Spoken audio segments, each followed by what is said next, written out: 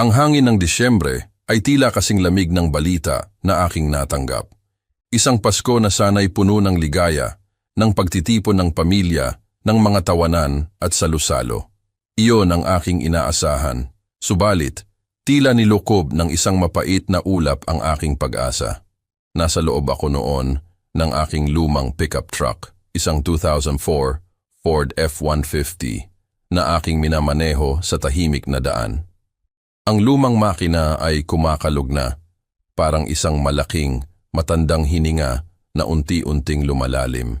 Walang iba kundi ang mahinang tunog ng heater na kahit papaano ay sumisikap magbigay ng init sa malamig na cabin at ang notification sa aking telepono ang tanging pumupuno sa katahimikan.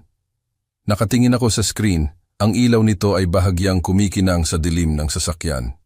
Isang automatic transfer, PHP 270,000 para sa buwanang hulog sa bahay ng aking anak. Hindi ako sumigaw, hindi ako umiyak, at lalong hindi ako nagmakaawa. Sa halip, kalmado kong pinindot ang cancel button. Parang isang lumang pelikula na biglang tumigil ang musika. 2 araw ang lumipas ng ganap na tahimik, walang tawag, walang text. Ngunit pagdating ng pangatlong araw, biglang nag-ingay ang aking telepono. 30 missed calls mula sa aking anak, si Benjo, at sa kanyang asawa, si Bianca. Tumingin ako sa screen, humigop ng aking scotch, at umupo ng komportable sa aking recliner. Hinayaan ko itong magpatuloy sa pagring hanggang sa maging 31. Ang aking puso ay tila nakabaon sa isang malamig na kahon. Bago ko ipagpatuloy ang kwentong ito, sabihin ninyo sa comments kung saan ninyo ako pinapanood ngayon.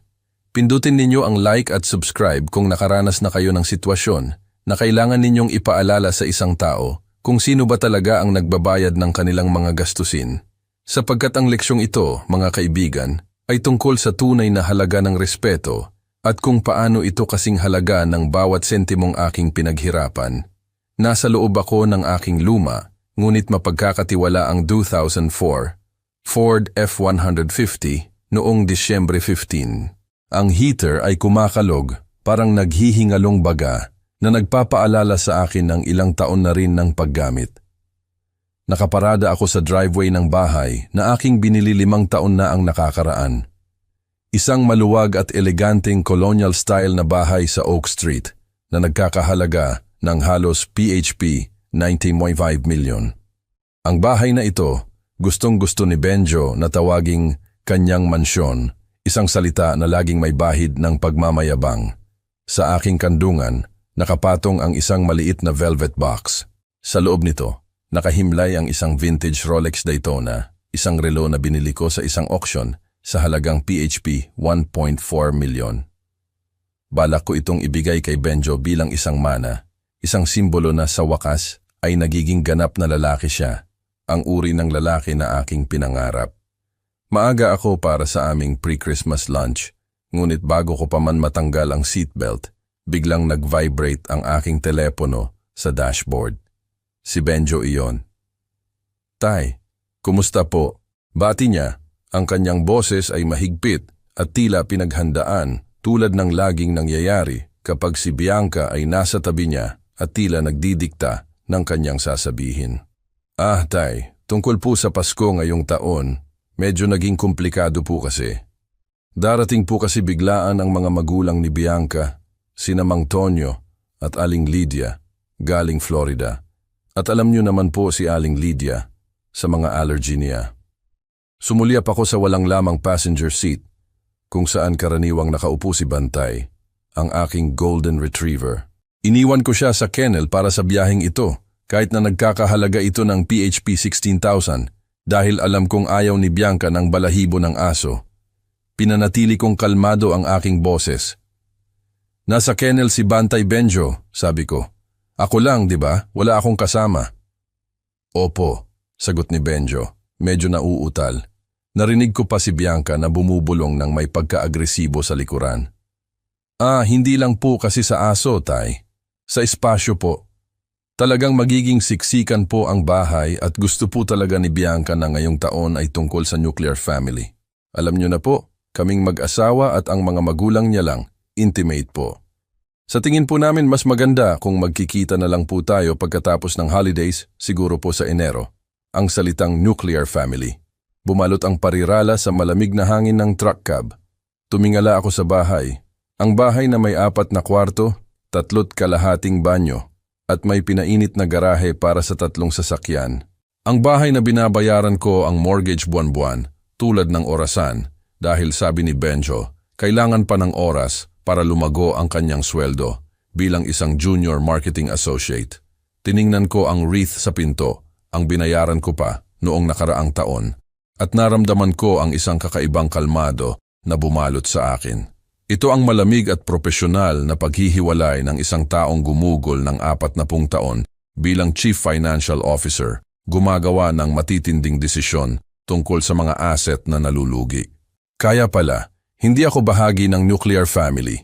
Tanong ko ng simple. Tay, huwag po ninyong gawing dramatic ito, sabi ni Benjo.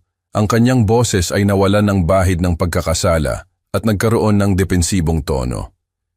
Kailangan lang po namin ng espasyo. Kailangan namin ng privacy. May apartment naman po kayo sa downtown. Ayos lang po kayo. Hindi niyo po kailangan dito na maging awkward kay Mang Tonyo at Aling Lydia. Sila po ay napaka-particular na tao. Mga particular na tao. Kilala ko sina Mang Tonyo at Aling Lydia. Sila ang uri ng tao na umorder ng pinakamahal na alak sa hapunan at pagkatapos ay nakalimutan ang kanilang wallet. Sila ang uri ng tao na humusga sa aking lumang truck at sa aking mga flannel shirt nang hindi nalalaman na ang kumpanyang pinagretiruhan ko ay nagbabayad pa rin sa akin ng consulting fee na mas malaki pa sa pinagsamang ipon nila sa buong buhay. Pero hindi rin alam yon ni Benjo. Para sa kanya, ako ay si Mang Andres lang, ang matandang may pensyon at pick-up truck. Okay, sabi ko. Hindi ko hinayaang manginig ang aking boses. Ni hindi ko hinayaang marinig niya ang lamat sa aking dibdib kung saan dating naroroon ang aking puso. Naiintindihan ko ng perpekto, Benjo. Gusto mo ng privacy. Gusto mo ng Pasko kasama ang mga taong mahalaga. Hindi na kita guguluhin.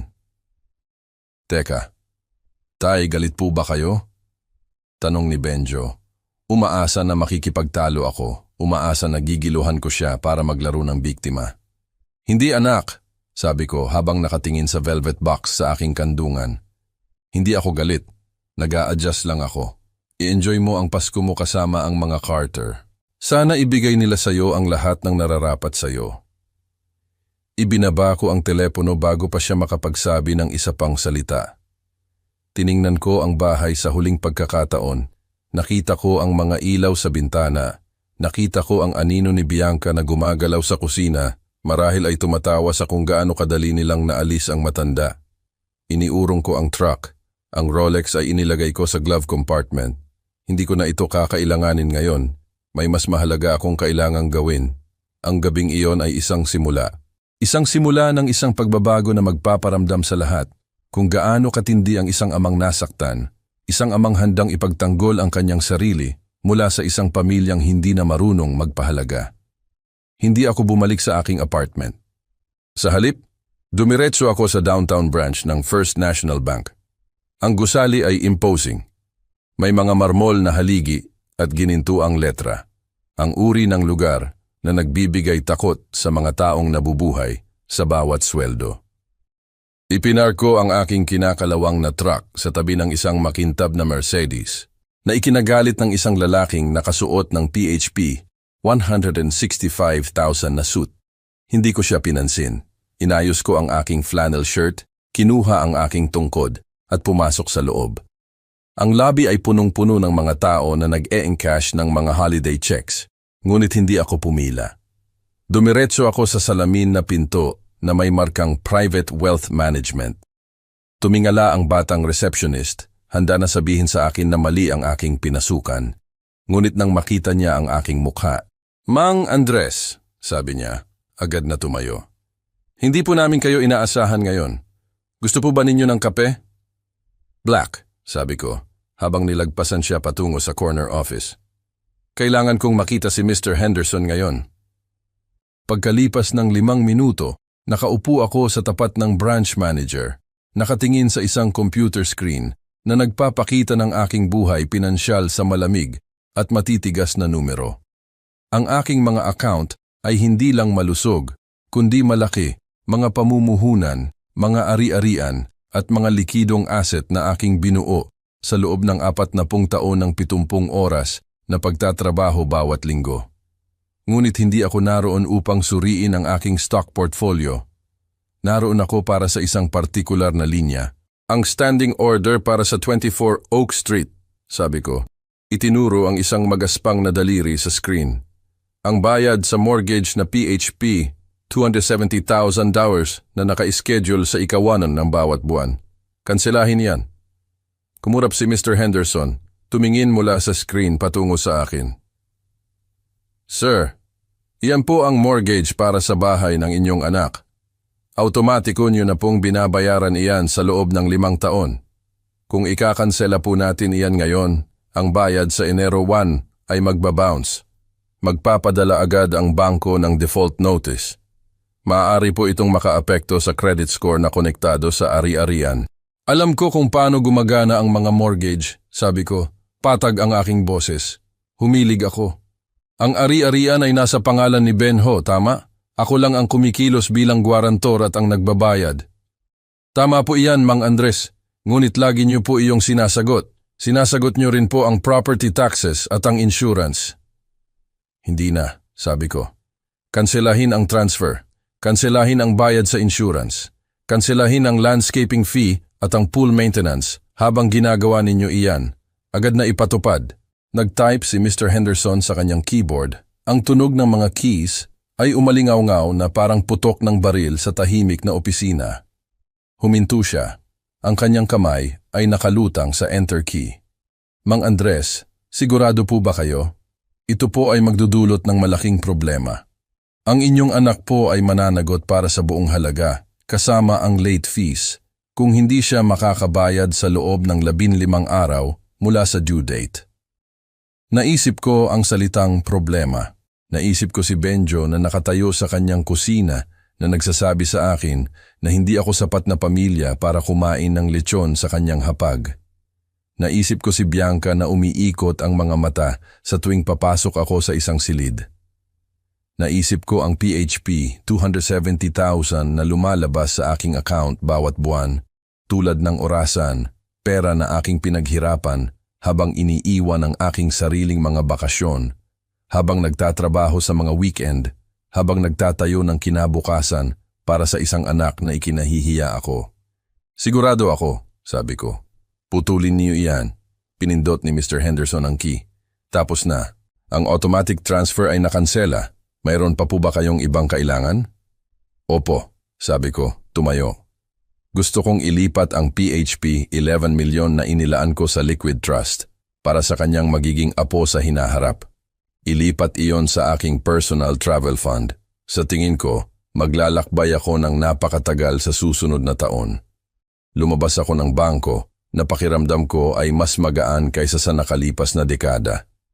Ang hangin ng taglamig ay tumama sa aking mukha at sa unang pagkakataon, hindi ito malamig. Pakiramdam nito ay presko. Pakiramdam nito ay kalayaan. Bumalik ako sa aking truck at nagmaneho sa isang maliit na dinner sa labas ng bayan. Umorder ako ng burger at beer at kumain ng mag-isa. Ito ang pinakamasarap na pagkain na natikman ko sa loob ng maraming taon. Hindi na ako isang donor, hindi na ako isang wallet. Ako ay si Mang Andres lang at sa unang pagkakataon, ako ay delikado dahil wala na akong mawawala. Ang gabi ay umuwi ako sa aking apartment. Ito ay isang penthouse sa tuktok na palapag ng pinaka-eksklusibong gusali sa lungsod, ngunit hindi pa ito nakita ni Benjo.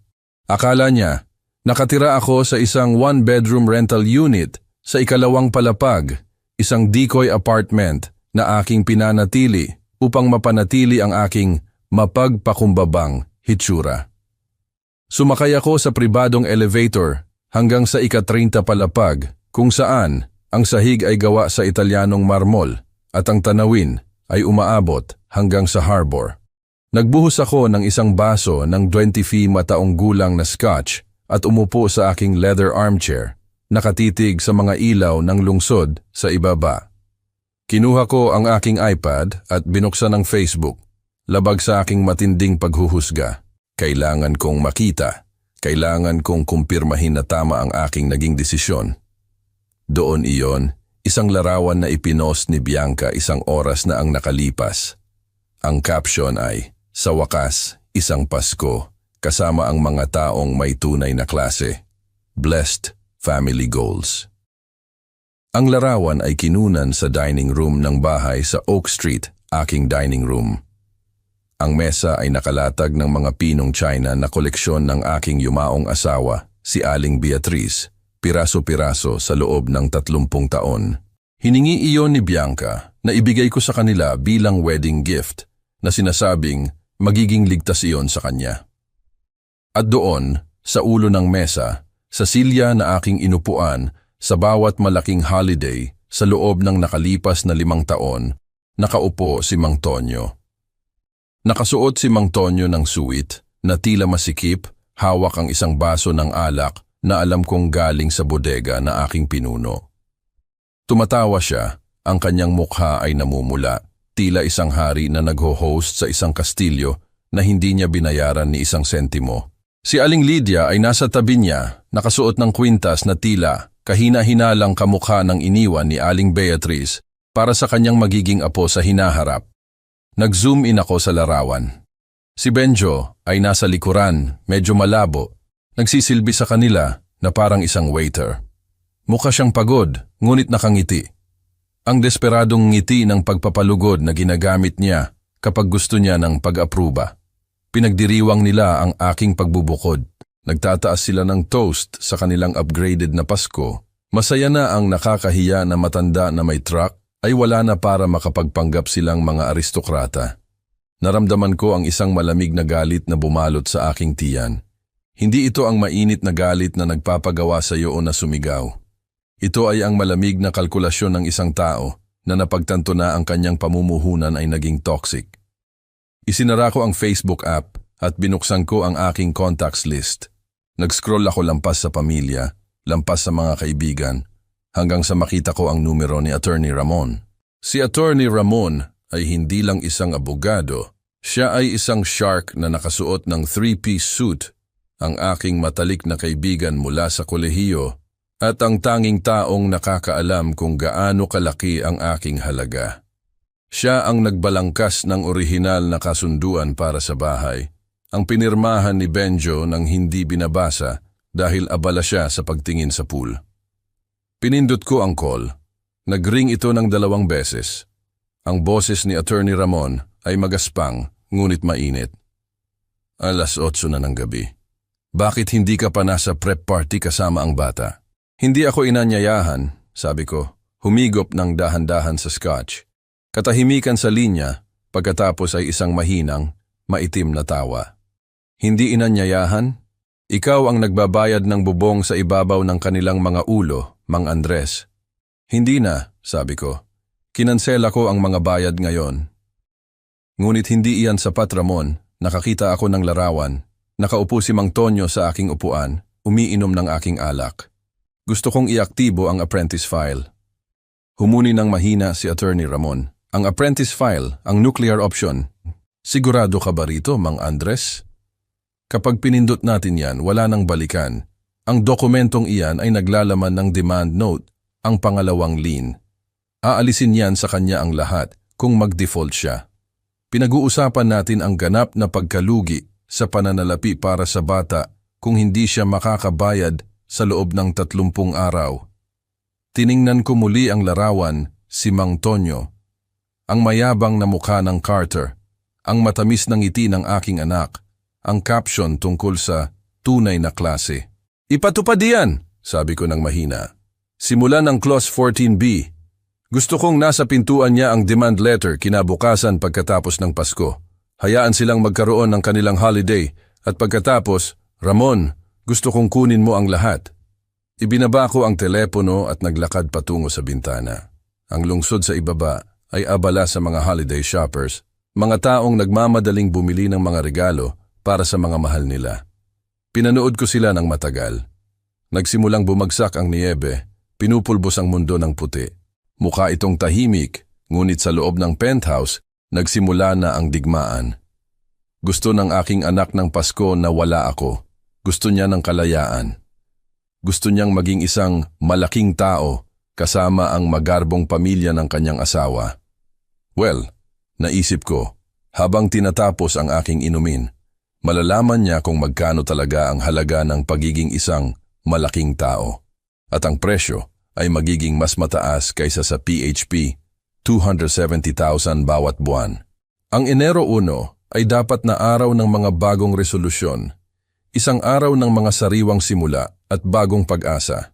Para sa akin, ito ay isang Martes lang sa Snake River, nakatayo ako hanggang tuhod sa nagyayelong tubig habang may hawak na fly rod.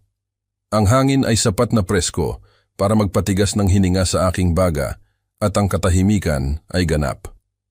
Tanging ang tunog ng tubig na dumadaloy sa mga bato at ang ritmikong paghampas ng aking linya na humahati sa hangin. Pinatay ko ang mga notification para sa aking mga email ngunit iniwan ko ang ringer para sa mga tawag sa telepono. Hindi dahil gusto kong makipag-usap sa sino man, kundi dahil alam kong darating ang hindi maiiwasan at ang isang bahagi ko, ang malamig na calculator na nag-manage ng bilyon-bilyong portfolio, ay gustong malaman kung kailan eksaktong sasabog ang bomba. Nangyari iyon ng 10:14 ng umaga. Ang telepono sa aking chest pocket ay nag-vibrate sa aking puso. Sinira ang kapayapaan ng ilog. Hindi ko na kailangan tingnan ang screen para malaman kung sino iyon. Dahan-dahan kong inikot ang aking linya, maingat na inilagay ang rod sa isang malaking kulay abo na bato at kinuha ang device. Kumikislap ang pangalan ni Benjo sa screen. Humigop ako mula sa aking thermos ng itim na kape, hinayaan ang singaw na painitin ang aking mukha bago ko dahan-dahang pinagulong ang aking hinlalaki sa salamin upang sagutin. Hindi ako "Hello?" Nakinig lang ako. "Tay, ano po ang ginawa niyo?" Ang boses sa kabilang linya ay hindi boses ng isang 32 taong gulang na lalaki. Ito ay ang matinis na takot ng isang teenager na kakabanggaan lang ng kotse ng pamilya. "May negative balance po, tay! Isang malaking negative balance!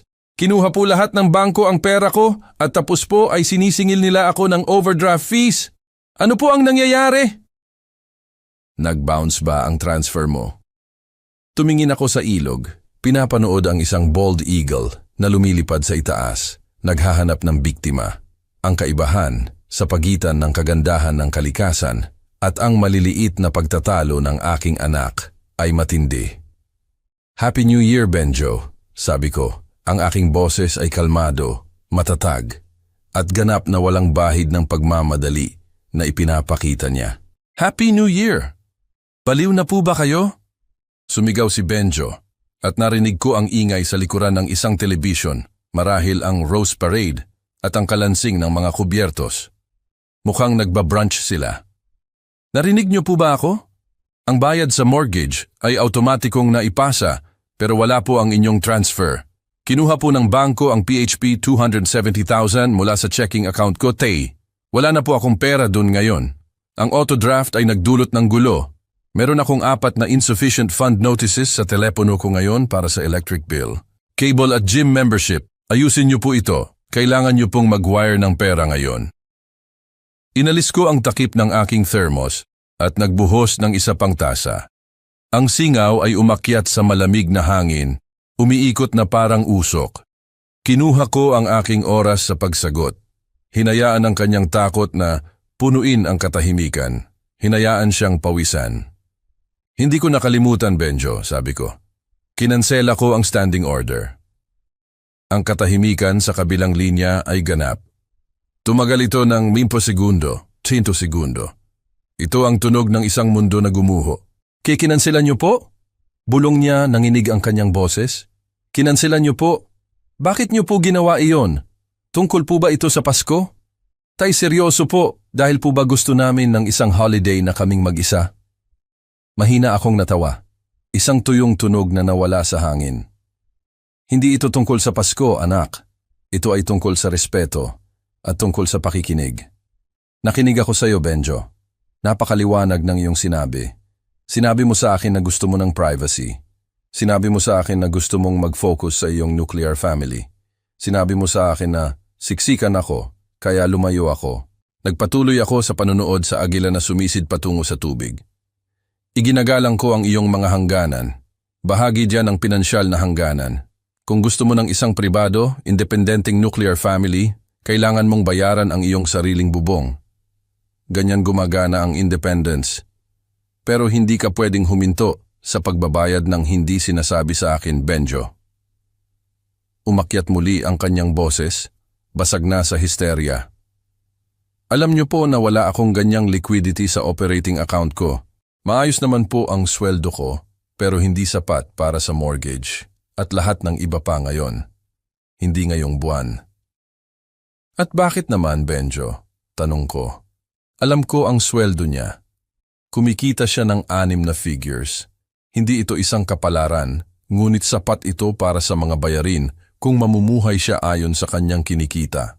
Bakit ka ba salat sa pera sa unang araw ng Enero? May pag-aalinlangan, isang paghinto na nagsabi sa akin ng lahat ng kailangan kong malaman. Ito ang paghinto ng isang lalaking alam niyang nakagawa siya ng isang napakatanga na bagay at malapit ng mabuking. May mga gastos po kasi ako, bulong ni Benjo. Anong mga gastos? Dinig kong tumigas ang aking boses na wala ang kaswal na pagpapabaya ng isang mangingisda at umayon sa tono ng isang CFO na nagsasagawa ng audit. Magsalita ka. Bumili po kami ng kotse, sabi niya mahina ang kanyang boses. Mayroon kang perpektong kotse, sabi ko. Binilhan kita ng Lexus 3 taon na ang nakalipas. Bayad na iyon. Kailangan po namin ng mas malaki, sabi ni Benjo, muling nagdepensa. Mas maganda po para sa niebe. At dahil darating po sina Mang Tonyo at Aling Lydia, gusto po ni Bianca na sunduin sila sa isang bagay na mukhang angkop. Nag-lease po kami ng Range Rover Thai, isang bago. Ang down payment ay PHP 330,000 kasama ang unang buwan ng lease. Ipinikit ko ang aking mga mata at kinuskos ang aking ilong, isang Range Rover. Ginugol niya ang kanyang buong liquidity sa down payment para sa isang luxury SUV para lang mapahanga ang kanyang biyena na teknikal na walang tirahan at ang kanyang biyenan na humusga sa mga tao batay sa kanilang sapatos. Inubos niya ang kanyang safety net para maglaro ng chauffeur para sa 2 parasite. Ipinapalagay na si tatay ang patuloy na magbabayad ng mortgage sa mansyon. Kaya, linawin natin ito, sabi ko. Ang aking boses ay bumaba sa isang mapanganib na bulong. Ginugol mo ang sarili mong pera sa isang luxury car para mapahanga ang mga Carter at ipinagpalagay mo lang na ako ang sasagot sa bubong sa ibabaw ng iyong ulo. Pinagtuunan mo ng pansin ang pagtingin na mayaman kaysa sa pagiging may kakayahang magbayad. Hindi po ganon, tay. Nauutal na sabi ni Benjo. Akala po namin kaya namin. Akala po namin garantisado ang inyong transfer. Hindi niyo po kailanman sinabi na may kondisyon. Lahat ay may kondisyon, Benjo, sabi ko. Ang mga relasyon ay may kondisyon, ang respeto ay may kondisyon, at ang aking pera ay tiyak na may kondisyon. Sinira mo ang mga termino ng ating kasunduan nang magpasya kang hindi ako sapat para umupo sa iyong hapag. Ngunit huwag kang mag-alala, mayroon ka namang bagong Range Rover. Doon ka na lang matulog kung kukunin ng bangko ang bahay. Tay! Pakiusap po! Kailangan niyo po itong ayusin! Nag-bounce po ang bayad sa mortgage! Frozen po ang account ko! Hindi na po ako makabili ng groceries ngayon! Inaabangan po ni Mang Tonyo at Aling Lydia ang prime rib dinner ngayong gabi! Hindi ko po kayang bayaran iyan! Tiningnan ko muli ang ilog. Ang agila ay nakahuli ng isda. Lumilipad ito palayo, ang mga pilak na kaliskis ng kanyang premyo ay kumikinang sa sikat ng araw ng taglamig. Ang kalikasan ay gumagana sa kanyang kurso, walang awa at epektibo. Mukhang problema iyan ng nuclear family, Benjo, sabi ko. Iminumungkahi ko na humingi ka ng pautang kay Mang Tonyo. Mukha siyang taong may kakayahan, di ba? O baka pwede mong ibalik ang prime rib at kumain ng humble pie. Mas mura iyon at mas maganda para sa iyong karakter. Tay, teka, wag niyo po akong ibaba. Nangingisda ako, Benjo, sabi ko. Kailangan kong mag-concentrate. Kinakagat ang isda ngayon. Pinindot ko ang pulang button. Tinapos ang tawag. Ganap kong pinatay ang telepono at isinilid muli sa aking bulsa. Nakatayo ako doon sa ilog ng matagal, nakikinig sa tubig nagbalik ang kapayapaan, ngunit iba na ngayon. Ito ay mabigat. Ito ang mabigat na katahimikan ng isang tulay na sinunog. Ang aking anak ay nasa takot. Hindi dahil namimiss niya ako, kundi dahil nagtayo siya ng buhay na salamin sa pundasyon ng aking pera at ibinato niya lang ang bato sa tanging taong sumusuporta dito. Ibinalik ko ang aking linya sa tubig, pinapanood ang fly na sumasayaw sa ibabaw. Naisip ko kung paano magiging ang prime rib dinner ngayong gabi.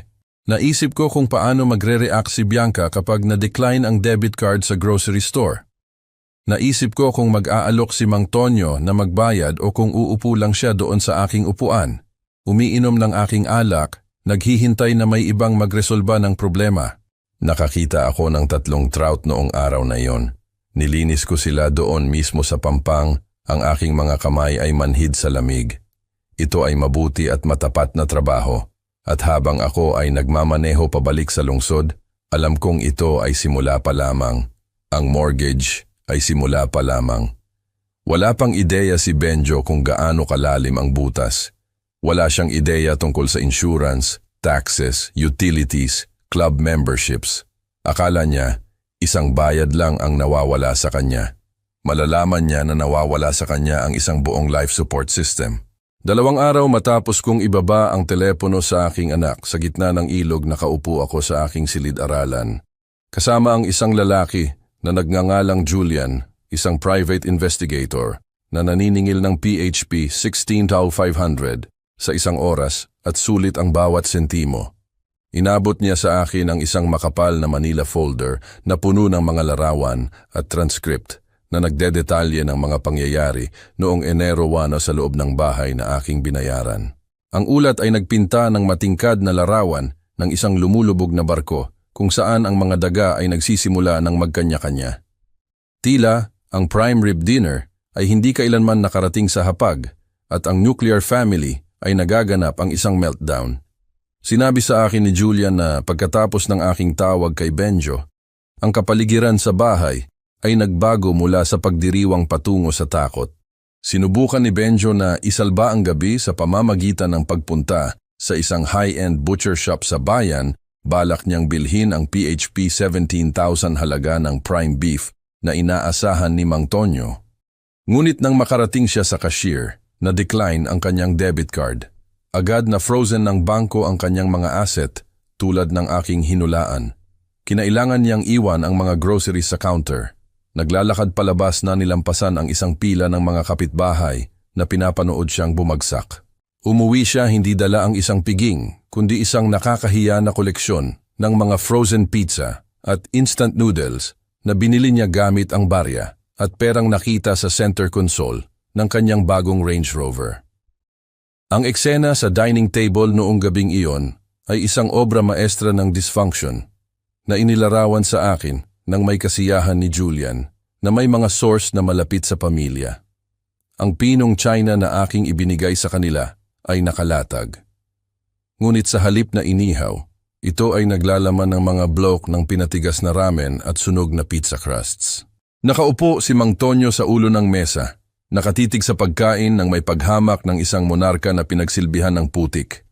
Dinukdok niya ang mga noodles gamit ang kanyang pilak na tinidor, tumitingin sa paligid ng silid na parang naghihintay sa tunay na mga tagapagsilbi na darating dala ang tunay na hapunan.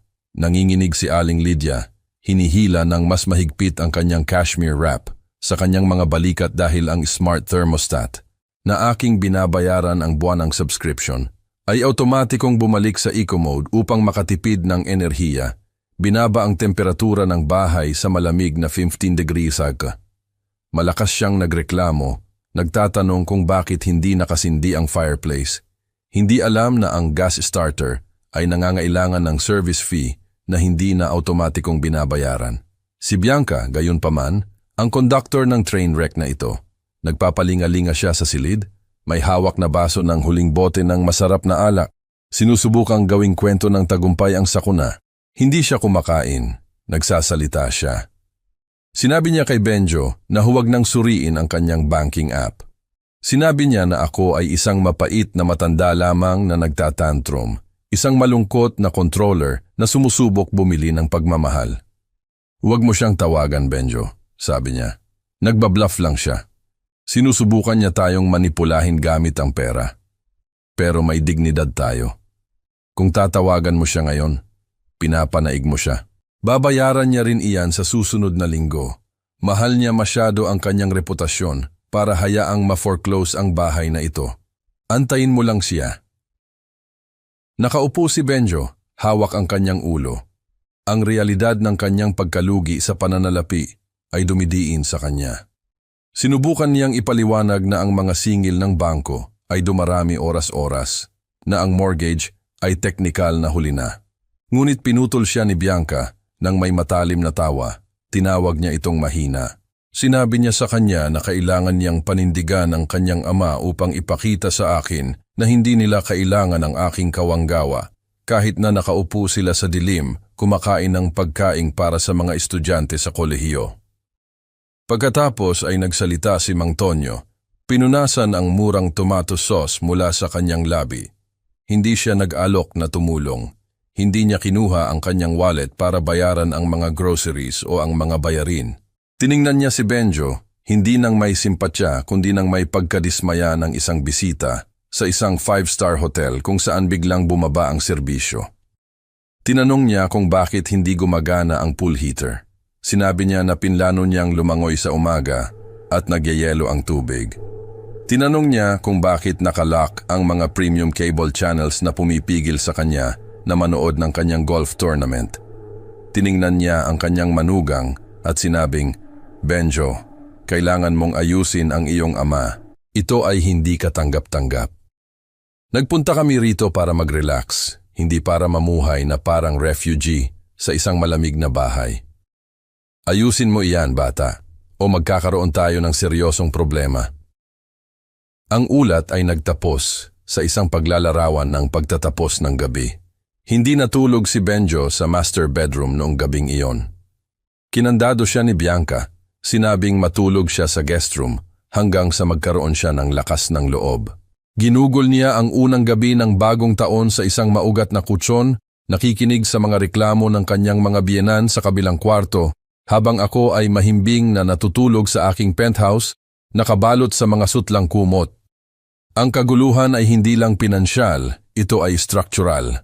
Ang pundasyon ng kanilang kaligayahan ay ang aking checkbook, at kung wala ito, ang mga pader ay unti-unti nang bumibigay. Isinara ko ang folder at naramdaman ang isang malamig na kasiyahan. Nagsisimula pa lang ang leksyon at wala silang ideya kung gaano pa ito lalala. Dumating ang Enero 15 nang may kulay abong, walang tigil na katumpakan ng isang tax audit. Ito ay isang petsa na walang kahulugan para sa mga sentimental, ngunit para sa isang taong pinansyal, ito ay isang deadline na nakaukit sa bato.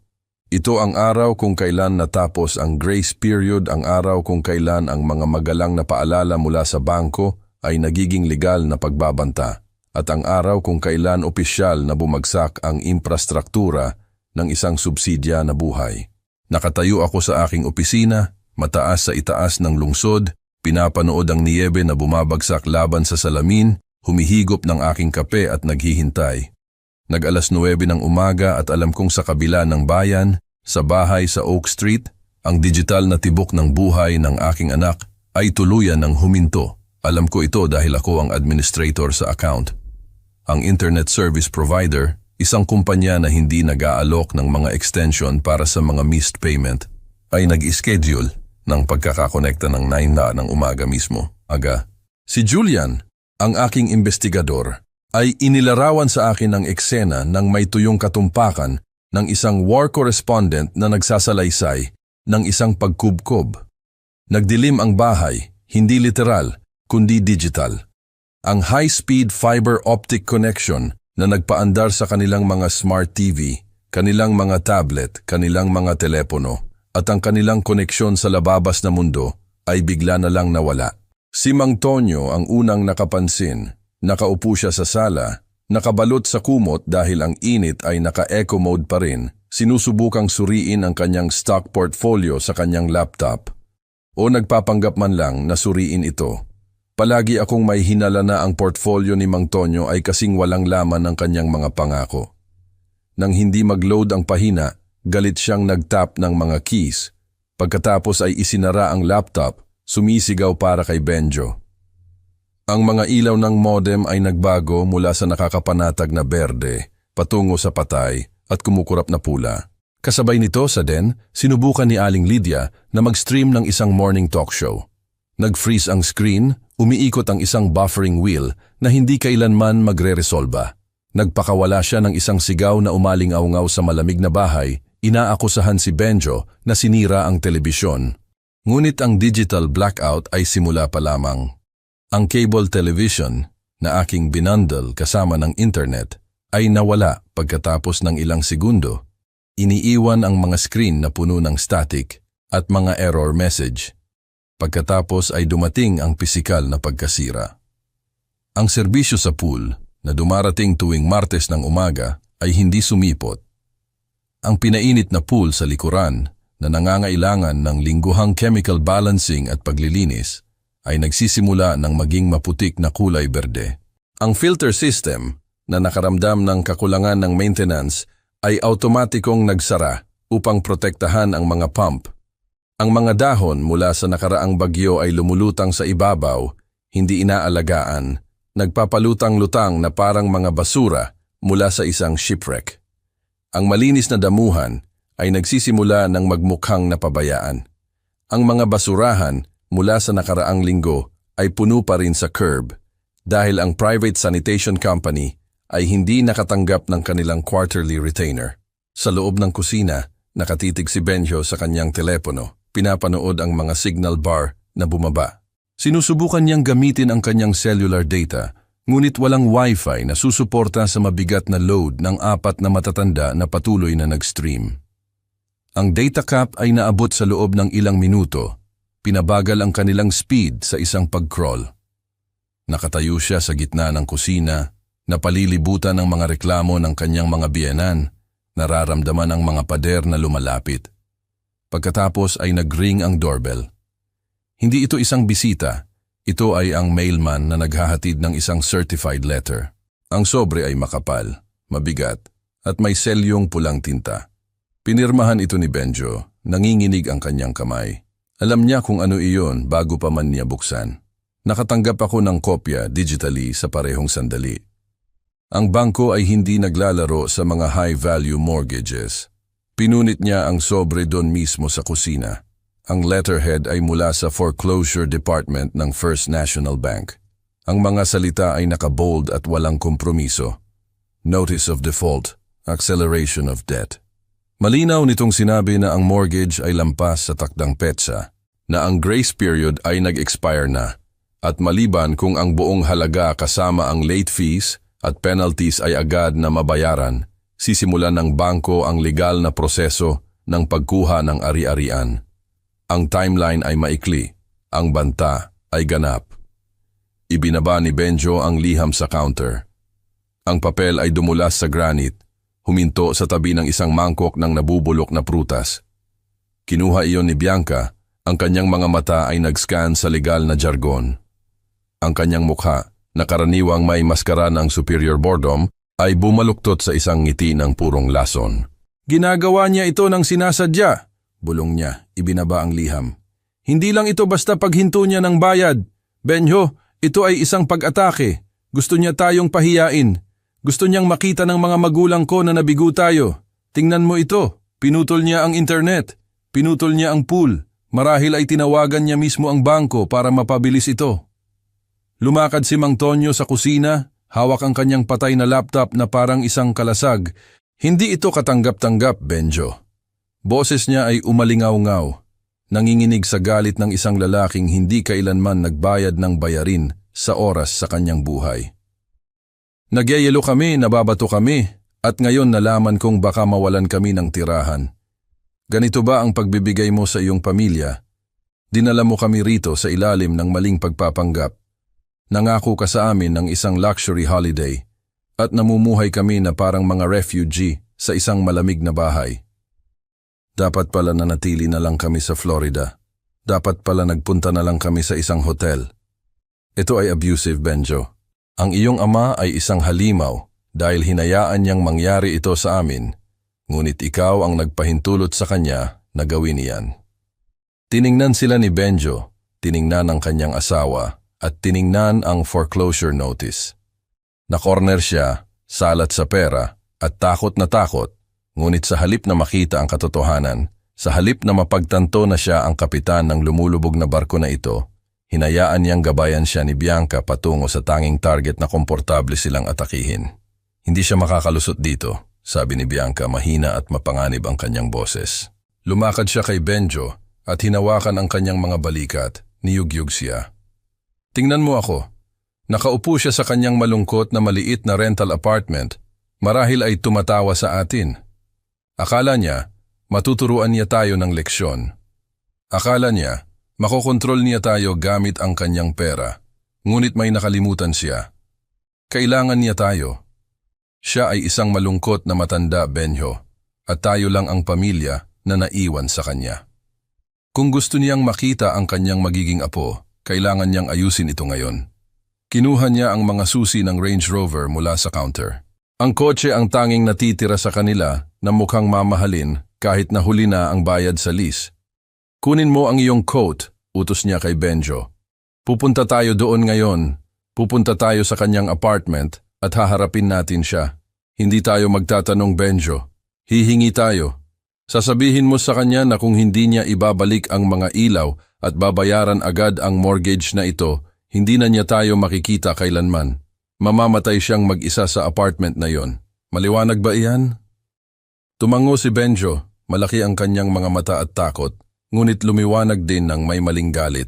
Kailangan niya ng isang villain, at si Bianca ay ibinigay lang sa kanya ang isa. Kinuha niya ang kanyang coat, isinara ang mga buton nito upang itago ang panginginig ng kanyang mga kamay. Tama ka, sabi niya. Nagkaroon ng maling lakas ang kanyang boses. May utang siya sa atin. Nangako siyang susuportahan tayo. Hindi niya pwedeng basta-bastang tanggalin ang suporta dahil lang nasaktan ang damdamin niya. Tara na. Lumabas sila ng bahay. Iniwan si Mang Tonyo at Aling Lydia sa malamig at madilim na kusina. Umalingaw-ngaw ang makina ng Range Rover sa driveway, umuugong na parang isang halimaw. Pinanood ko ang GPS tracker ng sasakyan na nag-activate sa aking screen.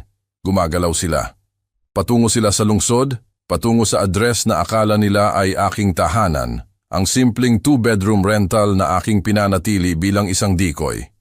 Umupo ako sa aking leather chair sa penthouse, 30 palapag sa itaas ng kalsada, at ngumiti.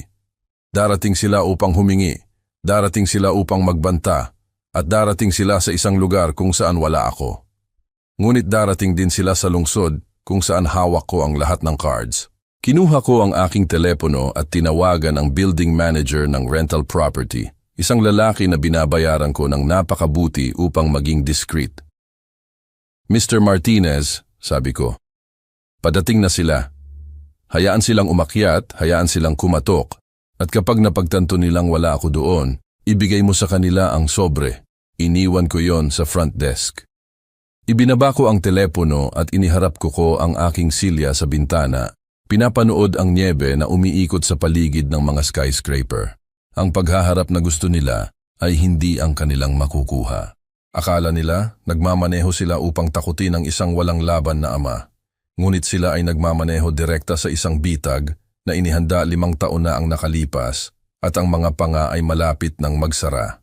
Ang conference room sa Centennial Title ay amoy, murang hazelnut coffee at premature na tagumpay. Ito ay isang windowless box sa ika-4 na palapag ng isang glass building sa downtown, idinisenyo upang mapadali ang paglilipat ng milyon-milyong piso sa pinakamahihikayat na paraan. Ngunit para sa aking anak, si Benjo, at ang kanyang asawa, si Bianca, ang beige room na ito ay ang finish line ng isang marathon na akala nila ay napanalunan nila. Pinanood ko sila sa pamamagitan ng glass partition bago ako pumasok. Si Benjo ay umiikot ng pen sa kanyang mga daliri, nakasandal sa kanyang silya ng may relax na postura na hindi ko nakita sa loob ng maraming buwan. Mukha siyang isang lalaking matagumpay na nag-defuse ng bomba. Hindi alam na nakaupo pala siya sa isang landmine. Si Bianca ay nanginginig sa enerhiya, mabilis na nagtatype sa kanyang telepono, marahil ay nagte-text sa kanyang ina, si Aling Lydia, tungkol sa nalalapit na malaking halaga. Nakasuot siya ng puting coat at sunglasses na nakalagay sa kanyang ulo. Mukhang-mukha ang isang mayamang socialite na kanyang ginagaya. Naroon din ang buyer, isang developer na nagngangalang Mr. Sterling na tinitingnan ang kanyang relo bawat 30 segundo.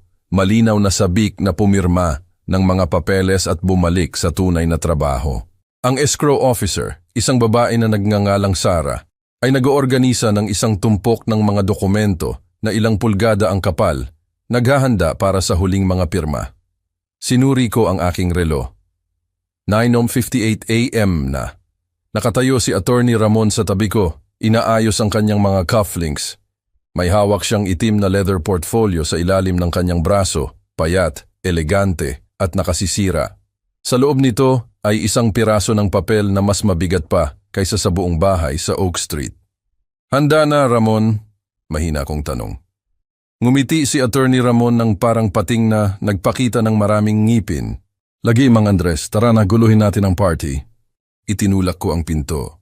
Ang mabigat na oak ay umindayog papasok ng may matibay na tunog.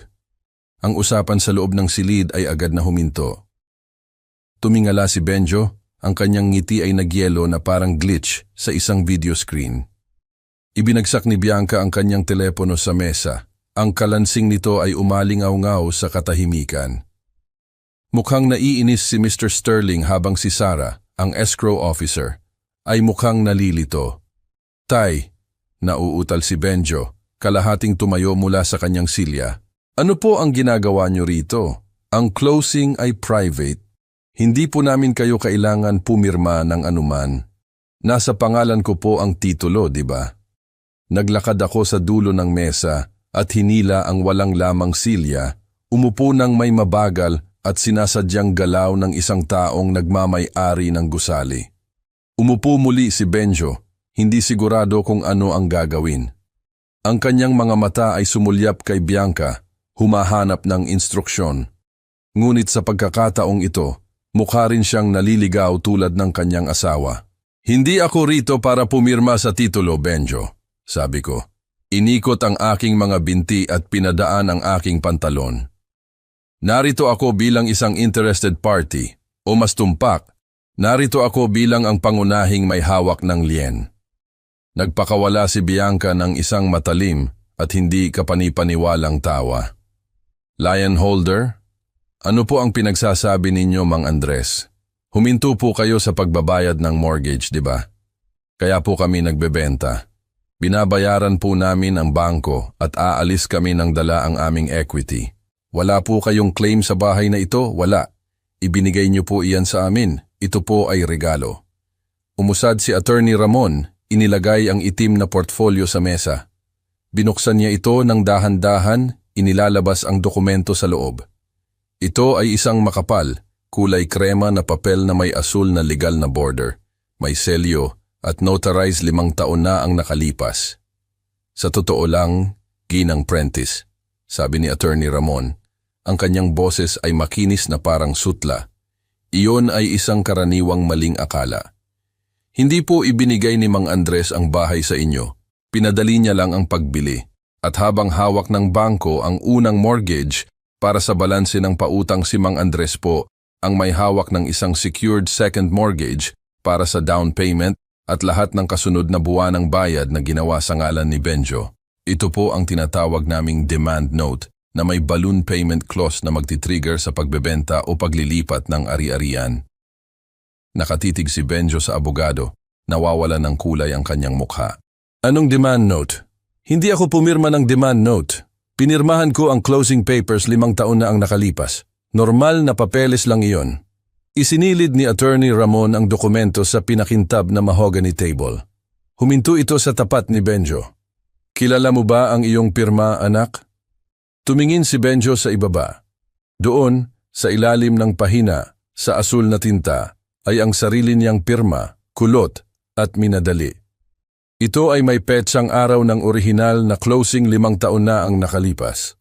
Naaalala ko ang araw na iyon ng malinaw. Sobrang excited si Benjo sa pool at sa 3-car garage, kaya hindi na niya pinansin ang tumpok ng mga dokumento na inilagay ni Attorney Ramon sa harap niya. Basta na lang siya pumirma, Nagtitiwala na ang kanyang ama at ang abogado ng kanyang ama ang nag-aasikaso ng mga nakakabagot na detalye. At iyon nga ang ginagawa namin. Inaasikaso namin ang mga ito sa pamamagitan ng pagtiyak na kung susubukan niyang kumita mula sa aking pinaghirapan, ako ang unang pipila upang bayaran. Sabi dito, basa ni Benjo, nanginginig ang kanyang boses. Sabi dito, kinikilala ko ang utang na PHP 11 milyon kasama ang interes na 40% taon-taon. At sinasabi dito na anumang buwanang bayad na ginawa ng lender, si Mang Andres, ay idaragdag sa principal balance. Humilig ako. Ginagawa ang mental math ng malakas para sa silid. Hati-hatiin natin ha. Ang sale price ay PHP 36 milyon. Magandang presyo, Benjo, magaling. Ang unang mortgage sa bangko ay humigit kumulang PHP 19.5 milyon. Iyon ang nagiiwan ng PHP 16.5 milyon sa mesa. Iyan ang equity na iyong inaasahan, tama. Tumango ng dahan-dahan si Bianca. Ang kanyang mga mata ay nakakita ng bagong galit. Kinakalkula. Hindi niyo po pwedeng kunin lahat, Mang Andres. Pera po namin iyan. Hindi ko siya pinansin at nagpatuloy. Ang down payment na ibinigay ko ay PHP 11 milyon, kasama ang 5 taong interes. Iyan ay humigit kumulang PHP 13.2 milyon na ngayon. Pagkatapos ay ang mga buwanang bayad sa mortgage na aking ginawa sa loob ng 60 buwan sa halagang PHP 270,000 bawat buwan. Iyan ay isa pang PHP 16.2 milyon, kasama ang mga buwis at insurance na aking binayaran. Tiningnan ko si Sarah, ang escrow officer, na nagtatype ng mabilis sa kanyang computer. Kinukuha ang title report update na inihain ni Attorney Ramon kaninang umaga. Sarah, ano ang kabuuang payoff amount para sa pangalawang line na hawak ng Prentice Trust? Tiningnan ni Sarah ang screen, bahagyang nanlaki ang kanyang mga mata. Mang Andres, ayon po sa filing, ang kabuuang payoff amount na kinakailangan upang malinawan ang titulo ay PHP 29 milyon. Namayani ang katahimikan sa silid. Ang mga numero ay nakalutang sa hangin, mabigat at nakakasakal, kaya nagpatuloy ako. Kalmado ang aking boses. Kung kukunin natin ang sale price na PHP 36 milyon at ibabawas ang PHP 19.5 milyon ng bangko, mayroon tayong PHP 16.5 milyon na natitira, ngunit may utang ka sa akin na PHP 29 milyon. Ibig sabihin yan, Benjo, pagkatapos mong ibenta ang bahay na ito, aalis ka ng may PHP 0. Sa katunayan, pagkatapos ng closing costs at ang broker fees para sa iyong kaibigan na si Chloe, magkakaroon ka pa nga ng utang sa mesa. Ikaw ay insolvent. Tiningnan ako ni Benjo. Nakabuka ang kanyang bibig. Isang tahimik na sigaw ng pagtanggi ang nakulong sa kanyang lalamunan. Tumayo si Bianca. Tinamaan ang kanyang silya. Bumagsak ito sa pader ng may lakas na ikinatalon ni Mr. Sterling. Ito ay panloloko. Sigaw niya. Tuluyang nawasak ang kanyang composure. Peke kayo! Niloko niyo siya para pumirma dito. Ito ay pandaraya. May abogado kami. Mahina na natawa si Attorney Ramon. Ginang Prentice, sinisiguro ko sa inyo na ang mga papeles ay hindi matitinag. Inihain ito sa county clerk 5 taon na ang nakalipas. Nananatili lang itong dormant sa titulo hanggang sa magsimula ang bentahan. Ito ay isang standard na proteksyon para sa mga magulang na nagpapautang ng pera sa mga anak. Pinipigilan nito ang eksaktong nangyayari ngayon. Pinipigilan nito ang anak na ibenta ang asset at tumakas dala ang pera ng magulang. Naglinaw ng lalamunan si Mr. Sterling, ang developer. Tingnan niyo, wala akong pakialam sa drama ng inyong pamilya. Meron akong cashier's check dito para sa PHP 36 milyon. Gusto ko ang bahay, kaya kanino ko ibibigay ang pera? Tiningnan ni Sarah ang settlement statement. Ang istruktura po nito, Mr. Sterling, ang unang mortgage ay ganap na babayaran. Ang natitirang pondo ay direktang mapupunta sa pangalawang line holder, si Mang Andres. Wala pong matitirang proceeds para sa nagbebenta. Sa katunayan, ang nagbebenta ay kailangan pang magdala ng tseke para sa closing costs, humigit kumulang PHP 1.75 milyon upang matapos ang deal. Ipinatong ni Benjo ang kanyang ulo sa kanyang mga kamay. Nagpakawala ng tunog na kalahating hikbi, kalahating tawa. PHP 175 milyon, tay. Wala akong PHP 175 milyon. Wala akong PHP 30. Alam niyo po iyan. Alam niyo po na ginugol ko ang lahat sa kotse. Tumango ako. Oo, alam ko. At dahil hindi mo kayang sagutin ang closing costs, hindi mo pwedeng ibenta ang bahay. Na ibig sabihin ay default ka pa rin sa unang mortgage. Magpapatuloy ang foreclosure. Kukunin ng bangko ang bahay, Benjo. At dahil underwater ka sa utang, malamang nakasuhan ka nila para sa deficiency. Hindi ka lang salat sa pera, anak. Ikaw ay bankrupt. Lumundag si Bianca sa kabila ng mesa, hinawakan ang dokumento at sinubukan itong punitin. Mas mabilis si Attorney Ramon, hinablot ito pabalik ng may reflexes ng isang lalaking nakikipag-ugnayan sa galit na mga tagapagmana sa loob ng 40 taon. Mag-ingat ka, Bianca, babala niya. Ang pagsira ng isang legal na kopya ay hindi nagbubura ng utang. Ang orihinal ay nasa vault. Humarap si Bianca sa akin.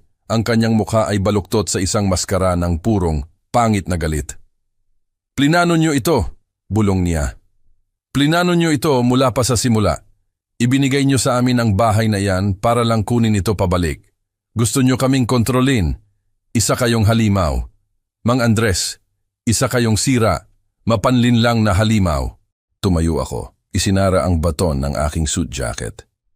Hindi ko plinano na mabigo ka, Bianca. Plinano ko na magtagumpay ka. Pinrotektahan ko ang aking investment kung sakaling hindi ka magtagumpay.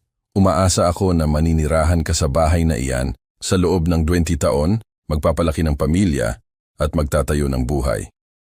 Kung nagawa mo iyon, ang demand note ay mananatili sa vault, nangongolekta ng alikabok. Patawarin sana iyon sa aking huling habilin. Ngunit naging sakim ka. Sinubukan mong kumita. Sinubukan mong kunin ang pera at tumakas, at ngayon mo nalaman na ang pera ay hindi kailanman sa iyo. Tumingala si Benjo. Ang kanyang mga mata ay namumula at basa. Tay, pakiusap po. Patawarin niyo na lang po ang note. Hayaan niyo po kaming magkaroon ng pera. Makakabangon po kami. Makakakuha po kami ng maliit na apartment. Babayaran po namin kayo sa huli. Pangako po. Tiningnan ko ang aking anak, ang batang tinuruan kong magbisikleta, ang lalaking sinubukan kong turuan tungkol sa karangalan. Ang sa huli ay matagal na panahon, Benjo. At ang mga pangako mula sa iyo ay nawalan na ng halaga. Hindi mo ako inanyayahan sa iyong buhay. Malinaw mong sinabi na ako ay isang pasanin, kaya inaalis ko ang pasanin ng aking pera mula sa iyong mga balikat. Malaya ka na ngayon, ikaw ay independent, tulad ng iyong gusto.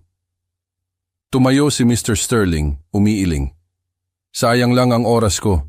Kung hindi kayang i-close ng seller, babawiin ko ang aking alok. Sara, ibalik mo ang aking deposit. Aalis na ako! Hindi! Sigaw ni Benjo, tumayo. Inaabot ang developer. Teka, pwede pa po kaming magkasundo. Pwede po nating pagtalunan ng lien. Pwede po nating labanan iyan. Bigyan niyo lang po kami ng oras. Hindi siya pinansin ni Sterling.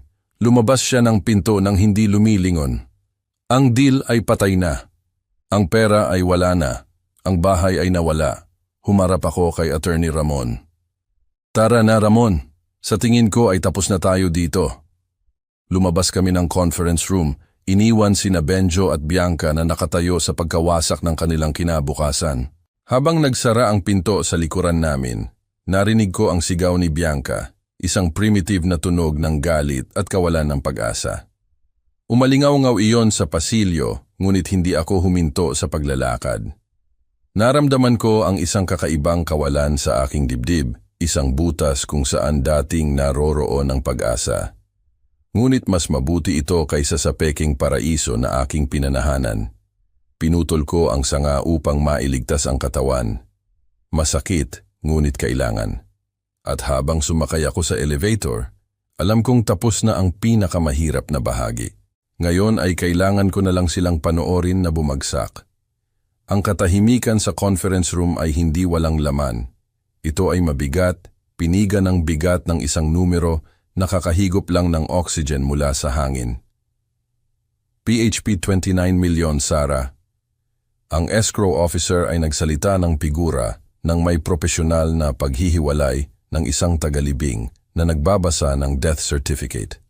Ngunit para sa aking anak, si Benjo, at ang kanyang asawa, si Bianca, Ito ang tunog ng isang talim ng guillotine na tumama sa block. Pinanood ko ang mukha ni Benjo. Nawala ang kulay nito. Nag-iwan sa kanya ng isang masakit na kulay abo. Nakatingin siya sa settlement statement sa mesa. Ang kanyang mga mata ay sumisipat sa pagitan ng sale price at ng lien amount. Sinusubukang humanap ng isang butas sa matematika na hindi umiiral. Tahimik siyang gumagalaw ang kanyang mga labi. Ginagawa ang aritmetika ng isang desperadong lalaki. Maging tumpak tayo, sabi ko. Humilig at tinapik ang mahogany table gamit ang aking hintuturo. Inaalis ang kanilang atensyon mula sa kanilang takot at ibinalik sa malamig, matigas na realidad. Gusto kong maunawaan ng lahat sa silid na ito ang equation ng perpekto. Ang sale price ay PHP 36 million. Isang kapuri-puring figura, ngunit ang bangko ang unang kukuha ng kanilang bahagi. Ang unang mortgage payoff ay PHP 19.5 million. Iyan ay nagiiwan ng eksaktong PHP 16.5 million ng gross equity. Tumingala si Bianca, ang kanyang mga mata ay mailap na may halo ng takot at galit. Pero sapat na iyan, singhal niya, basag ang kanyang boses. PHP 16.5 million iyan, Mang Andres. Pera namin iyan. Hindi niyo po pwedeng basta-basta burahin iyan sa isang piraso ng papel. Hindi lang iyan isang piraso ng papel, Bianca, sabi ko. Matatag ang aking boses, walang anumang emosyon. Ito ay isang secured debt at ang mga utang ay dapat bayaran. Bumalik ako kay Benjo. Ang pangalawang lien, ang aking lien, ay para sa PHP 29 million. Kaya, gawin natin ang huling pagbabawas. PHP 16.5 million minus PHP 29 million ay katumbas ng negative PHP 12.5 million. Hinayaan ko ang numero na nakalutang sa hangin. Negative PHP 12.5 million.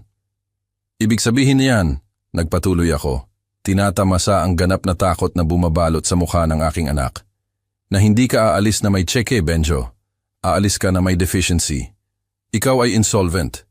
Sa oras na pumirma ka sa mga papeles na iyan, ikaw ay technical na bankrupt. Wala kang sapat na equity para sakupin ang mga utang na nakasecure sa ari-arian na ito. Ikaw ay underwater ng $250,000. Bumagsak si Benjo sa kanyang silya. Ang kanyang katawan ay bumigay na parang biglang natunaw ang kanyang skeleton. Tiningnan niya ang kanyang mga kamay. Pagkatapos ay ang mamahaling relo sa kanyang pulso. Isang relo na marahil ay charged niya sa isang credit card na aking binabayaran hanggang noong nakaraang linggo. Wala na po akong pera. Bulong niya. Hindi ito tanong. Ito ay isang pahayag ng ganap na pagkatalo. Wala po akong kahit ano. Mayroon kang mas mababa pa sa wala, ikinorektahan ko. Mayroon kang liability at hindi pa natin na isasama ang mga closing costs, ang broker fees, ang transfer taxes. Sino po ang magbabayad niyan, Sarah? Naglinaw ng lalamunan ang escrow officer, mukhang hindi komportable. Karaniwan po. Ang nagbebenta ang nagbabayad ng mga gastusing iyan mula sa proceeds, mahina niyang sabi. Ngunit dahil wala pong proceeds, kailangan po ng nagbebenta na magdala ng pera sa closing table, humigit kumulang PHP 1.75 million. Nagpakawala si Bianca ng tunog na kalahating sigaw, kalahating hikbi. Tumayo siya ng biglaan, tumilapon ang kanyang silya, bumagsak sa sahig ng may lakas na ikinatalon ni Mr. Sterling, ang developer. Hinawakan niya ang gilid ng mesa, namuti ang kanyang mga buko, ang kanyang mga kuko ay kumakagat sa kahoy. Ito ay kasinungalingan. Sigaw niya, ang kanyang mukha ay baluktot sa isang maskara ng purong, pangit na galit. Niloko niyo kami, inihanda niyo kami, hinayaan niyo kaming ilista ang bahay, hinayaan niyo kaming stage, hinayaan niyo kaming maniwala na magiging malaya kami para lang pahiyain kami. Isa kayong halimaw, Mang Andres, isa kayong sira, sadistikong halimaw. Hindi ako kumurap, hindi ko itinaas ang aking boses. Tiningnan ko lang siya ng may malamig na pagwawalang bahala ng isang lalaking pinapanood ang isang masamang investment na sa wakas ay isinusulat na off. Hinayaan kitang maranasan ang mga bunga ng sarili mong kasakiman, Bianca, kalmado kong sabi. Gusto mong ibenta ang asset na aking ibinigay. Gusto mong kumita mula sa aking kabutihang loob. Ngunit nakalimutan mo na sa totoong mundo, ang mga investor ay binabayaran. Akala mo, Karapatan mo ang kita mula sa aking kapital. Nagkamali ka. Tumayo si Mr. Sterling, isinara ang kanyang jacket, matigas ang kanyang mukha. Siya ay isang negosyante at alam niya ang isang patay na deal kapag nakita niya ang isa. Tiningnan niya si Benjo, pagkatapos ay ako, pagkatapos ay ang hysterical na babae na sumisigaw sa dulo ng mesa. Tapos na ako dito, sabi ni Sterling, patag ang kanyang boses.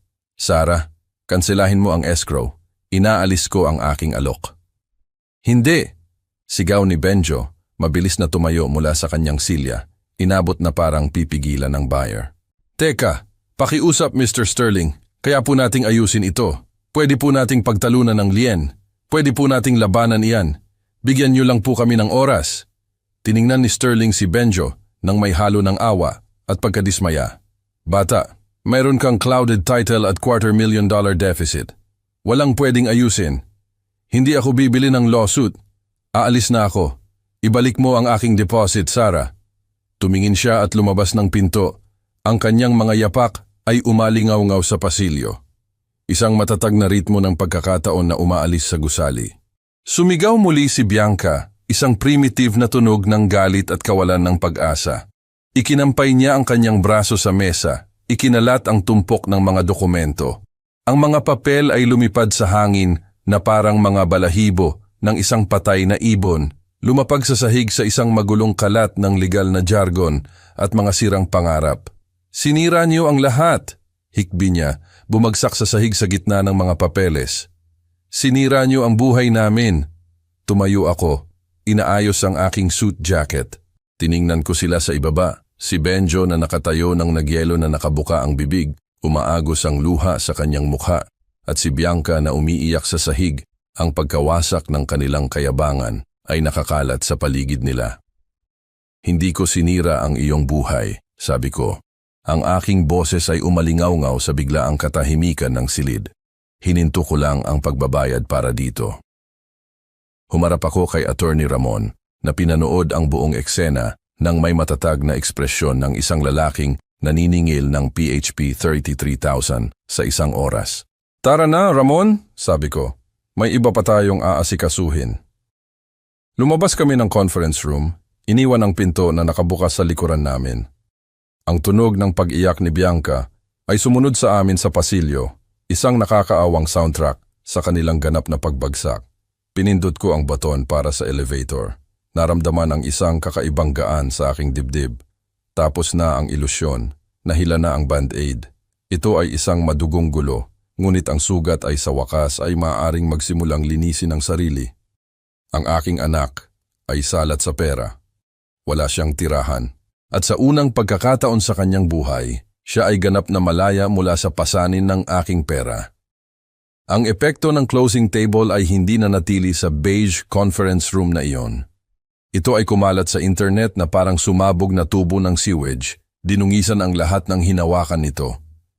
Si Bianca, na natalo sa legal na laban, ay nagpasya na lumaban sa ibang uri ng digmaan, isang digmaan kung saan ang mga katotohanan ay walang saysay. At ang hurado ay milyon-milyong estranghero na may smartphone.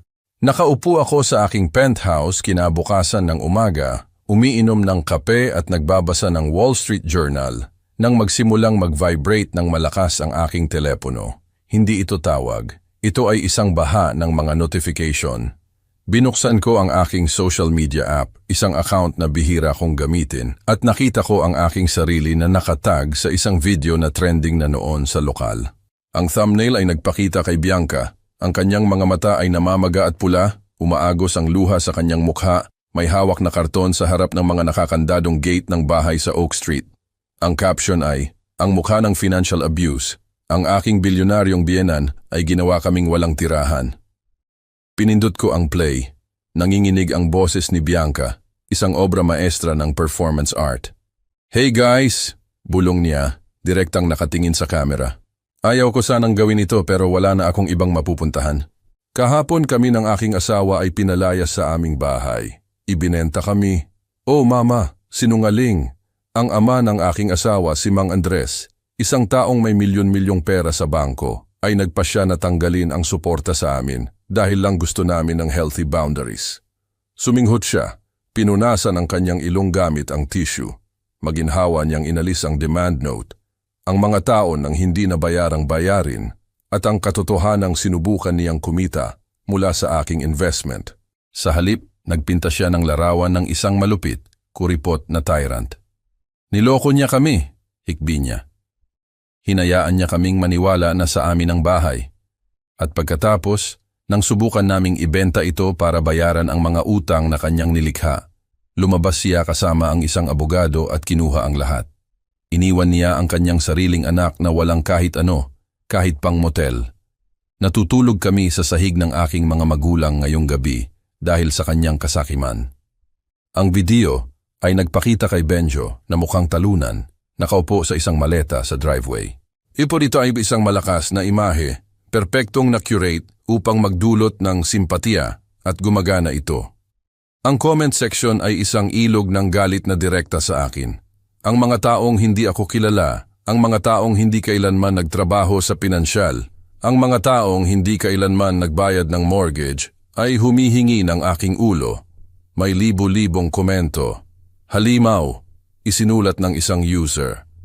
Isipin mo, may ganoon kalaking pera at hahayaan mong matulog ang iyong anak sa sahig. Isinulat ng isa pa, ito ang dahilan kung bakit kailangan nating buwisan ang mayayaman. Sila ay mga sociopath. Doxia, alamin kung saan siya nakatira, magprotesta tayo sa labas ng kanyang ivory tower. Ang kwento ay mabilis na kumalat. Kinuha ito ng mga lokal na blog, mas lalo pang pinabaluktot ang kwento. Matanda, pinalayas ang anak para sa Pasko. Mayamang ama, mahirap na anak.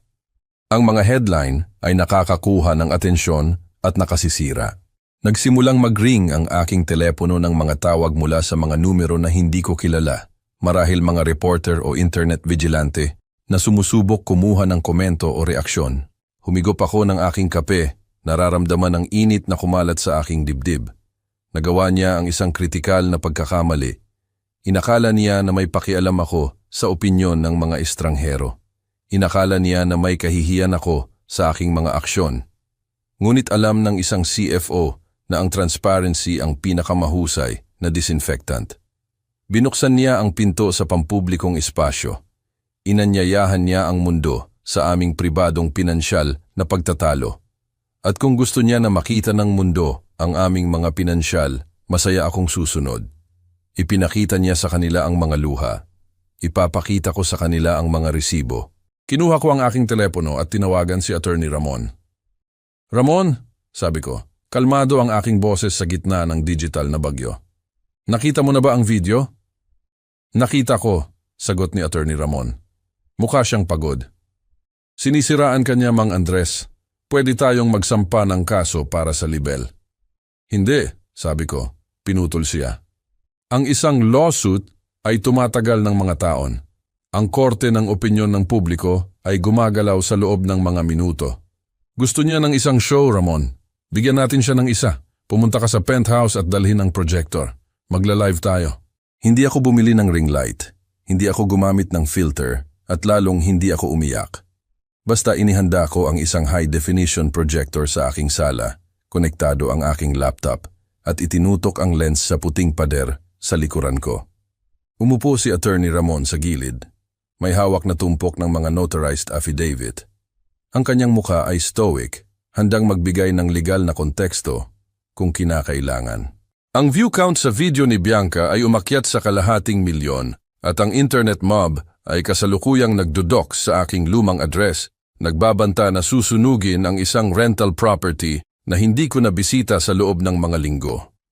Oras na para ipakilala ang isang maliit na bagay na tinatawag na forensic accounting sa korte ng opinyon ng publiko. Pinindot ko ang live button sa aking telepono. Agad na bumaha ang screen ng mga galit na emoji at mga hateful comments. Tinawag ako ng mga tao na tyrant, hoarder, at mas malala pa, sinasabing mabulok ako sa impyerno dahil pinalayas ko ang aking sariling mga apo kahit na wala pa. Pinanood ko ang paglipas ng galit sa loob ng isang buong minuto, hinayaan ang mga manonood na maglabas ng galit. Hinayaan silang isipin na nasa kanila ang moral high ground. Pagkatapos ay tiningnan ko ang camera lens ng may parehong ekspresyon na ginagamit ko kapag nagpapaalis ng isang magnanakaw. Magandang gabi, sabi ko. Matatag at malinaw ang aking boses. Ang pangalan ko ay Mang Andres. Ako ang halimaw na naririnig ninyo. Ako ang lalaking di umano'y sumira sa buhay ng kanyang anak ng walang dahilan. Ngunit bago ninyo sindihan ang inyong mga sulo, gusto kong ipakita sa inyo kung ano ang eksaktong binabayaran ko habang ang aking anak at ang kanyang asawa ay di umano inahihirapan na mabuhay. Kinlik ko ang remote sa aking kamay. Umugong ang projector, naglalabas ng isang malaking spreadsheet sa pader sa likuran ko. Ito ay isang pinagsama-samang statement ng aking mga bank transfers, kina Benjo at Bianca sa loob ng nakaraang 12 buwan. Ang mga numero ay matingkad, itim sa puti, hindi maitatatwa. Sinasabi ni Bianca na iniwan ko sila. Sabi ko, itinuro ang unang kolom. Sinasabi niya na nabubuhay sila sa sweldo, nahihirapan na makaraos. Tingnan natin ang mga gastos para sa buwan ng Nobyembre, partikular ang linggo na sinabi niya na hindi nila kayang ayusin ang kanilang sariling furnace.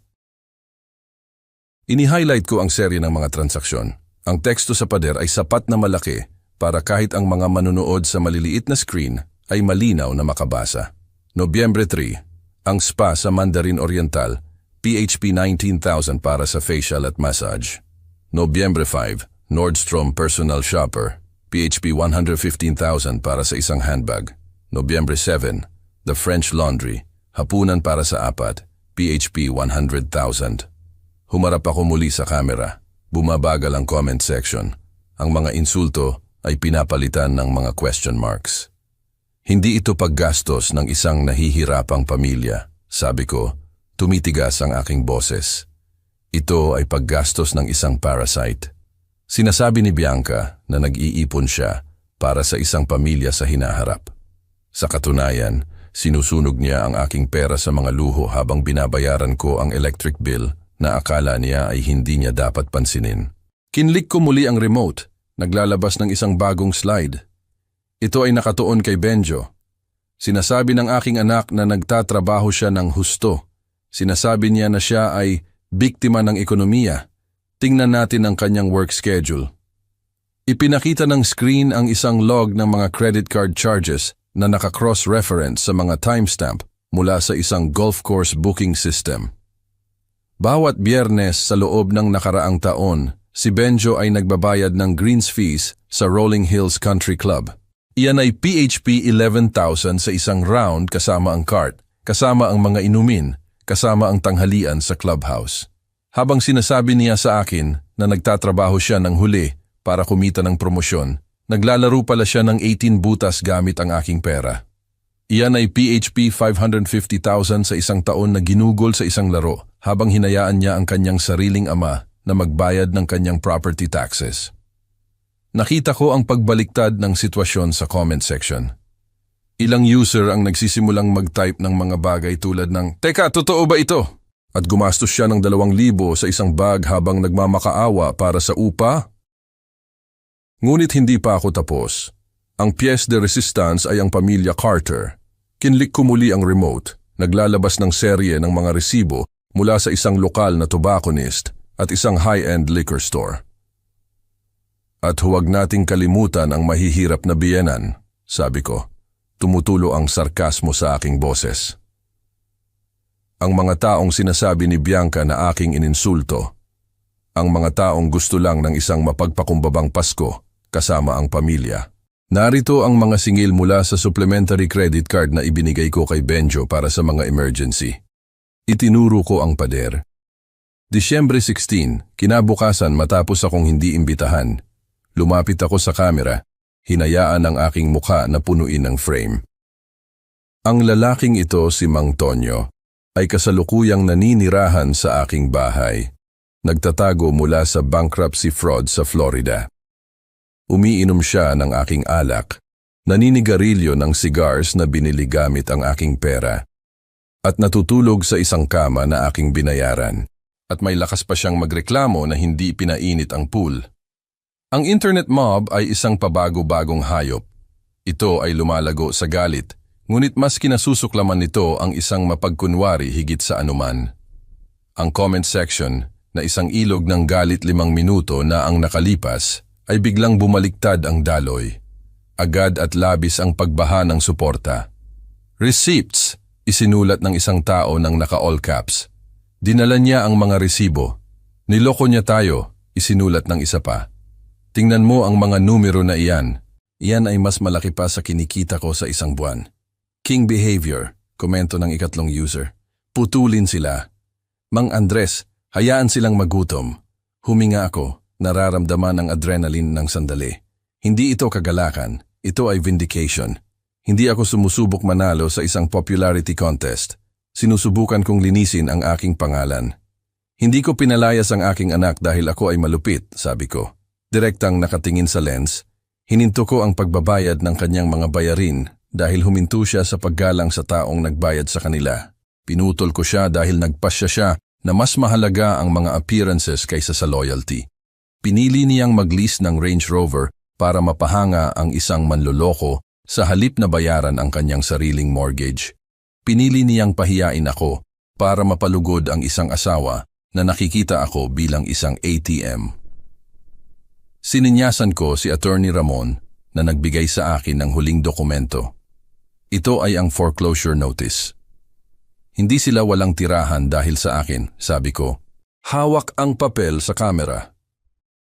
Wala silang tirahan dahil sinubukan nilang ibenta ang isang bahay na hindi nila pag-aari para bulsahin ang equity na hindi umiiral. Sinubukan nilang mandaya sa akin at nang mabigo iyon, sinubukan nilang sirain ang aking reputasyon. Well, narito ang katotohanan.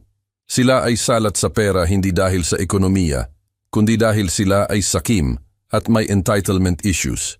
At ako ang rehab facility at ang mga pinto ay sarado na ngayon. Tinapos ko ang stream nang hindi nagpapaalam. Nagdilim ang screen, ngunit alam kong ang apoy na aking sinimulan ay nagsisimula pa lang na lumaganap sa internet. Gusto ni Bianca na maging sikat. Gusto niya ng atensyon. Gusto niya na makita ng mundo ang kanyang kalagayan. Well, natupad ang kanyang hiling. Nakita siya ng mundo ng malinaw. Nakita nila ang kanyang mga ginastos. Nakita nila ang kanyang mga kasinungalingan. At pinakamahalaga, nakita nila ang presyo ng kanyang handbag. Nagpakawala ng mahinang pagsipol si Attorney Ramon, dahan-dahang pumalakpak. Paalalahanan mo ako na huwag kang kalabanin, Mang Andres, sabi niya. Hindi iyan press conference, iyan ay execution. Umupo ako sa aking silya, nararamdaman ang pagkapagod na bumabalot sa akin. Tapos na. Ang publiko ay nasa aking panig, ngunit hindi pa tapos ang digmaan. May isa pang maluwag na dulo, isa pang lihim na kailangang ilantad upang matiyak na hindi na sila makakaahon mula sa butas na kanilang hinukay. Tiningnan ko ang security monitor sa aking mesa. Ipinapakita ang live feed mula sa mga nakatagong kamera sa loob ng bahay sa Oak Street. Ang mga kamera na aking inilagay ilang taon na ang nakalipas para sa seguridad at hindi ko kailanman sinuri hanggang ngayon. Ikonekta mo ang pulisya sa linya, Ramon, sabi ko. Pinapanood ang screen kung saan kasalukuyang naglalakad-lakad si Mang Tonyo sa sala. Ibinabato ang isang base sa pader sa matinding galit. Sa tingin ko, oras na para ipaalam natin sa mga autoridad ng Florida kung saan eksaktong nagtatago ang kanilang pugante. At habang ginagawa natin iyan, i-play natin ang audio mula kagabi. Gusto kong marinig ng mundo kung ano eksaktong plano nilang gawin sa akin. Ang mga numero sa spreadsheet ay sapat na upang sirain ang kanilang reputasyon. Ngunit mayroon pa akong huling card na laruin, isang card na magpapalit ng narrative mula sa financial irresponsibility patungo sa criminal conspiracy. Tiningnan ko ang camera lens, ang aking mukha ay pumupuno sa mga screen ng daan-daang libong manonood na ngayon ay nakatutok sa drama na nagaganap ng real time.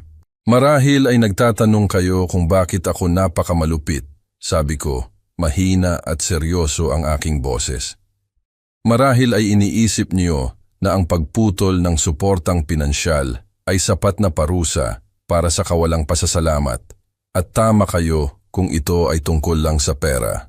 Ngunit hindi ito tungkol sa pera. Ito ay tungkol sa kaligtasan. Kinlik ko ang mouse sa aking laptop, binuksan ang isang file na may pangalang Living Room Camera, December 24th. Ito ay isang recording mula sa security system na aking inilagay sa loob ng bahay. Sa Oak Street, 3 taon na ang nakalipas pagkatapos ng serye ng mga break-in sa kapitbahayan. Hindi ko kailanman sinuri ang feed. Iginagalang ko ang kanilang privacy. Ngunit, pagkatapos ng tawag na hindi ako inanyayahan, may hinala ako na hindi natapos ang usapan nang ibinaba ko ang telepono. Ipa-play ko sa inyo ang isang audio clip mula sa bisperas ng Pasko, sabi ko. Ito ang usapan na naganap sa pagitan ni Mang Tonyo at ng kanyang asawa si Aling Lydia. Habang si Benjo ay nasa labas bumibili ng mga huling minutong regalo at si Bianca ay nasa spa gamit ang aking credit card. Pinindot ko ang play. Ang audio ay malinaw, nakuha ng high-fidelity microphone na nakatago sa smoke detector. Umalingaw-ngaw ang boses ni Mang Tonyo sa mga speaker, medyo lumasler mula sa scotch na aking binayaran. Kailangan nating bilisan ang timeline, Aling Lydia. Ang matanda ay malinaw pa ang isip. Kung malalaman niya ang tungkol sa kasong pandaraya sa Florida, puputulin niya ang pera. Hindi natin iyon kayang mangyari. Mas matalim ang boses ni Aling Lydia, balisa. Ano ang gusto mong gawin, Tonyo? Hindi natin siya pwedeng basta-bastang mawala. Tumawa si Mang Tonyo, isang madilim, pangit na tunog. Hindi natin siya kailangang mawala. Kailangan lang natin siyang mamanage. Mayroon akong kaibigan sa lungsod, isang doktor na may utang na loob sa akin. Maaari nating sabihin na mayroon siyang early onset dementia. 72 na siya, Aling Lydia. Nakatira siya mag-isa. Nakakalimutan niya ang mga bagay. Idedeklara natin siyang incompetent. Ipa-assign natin si Benjo bilang kanyang legal guardian. At pagkatapos, kukontrolin natin ang trust. Kapag mayroon na tayong power of attorney, maaari nating i-liquidate ang portfolio at ilipat ang mga asset offshore bago pa mahuli ako ng mga feds. Ilalagay natin siya sa isang magandang pasilidad, isa sa mga lugar kung saan pinapanatili silang sedated at mamumuhay tayo ng payapa sa ating golden years. Pinausi ko ang recording. Ang katahimikan sa aking penthouse ay ganap. Pati si Attorney Ramon ay mukhang namumutla. Ang internet chatroom na mabilis na gumagalaw ay nag-freeze ng 1 segundo bago sumabog sa isang bagong alon ng takot.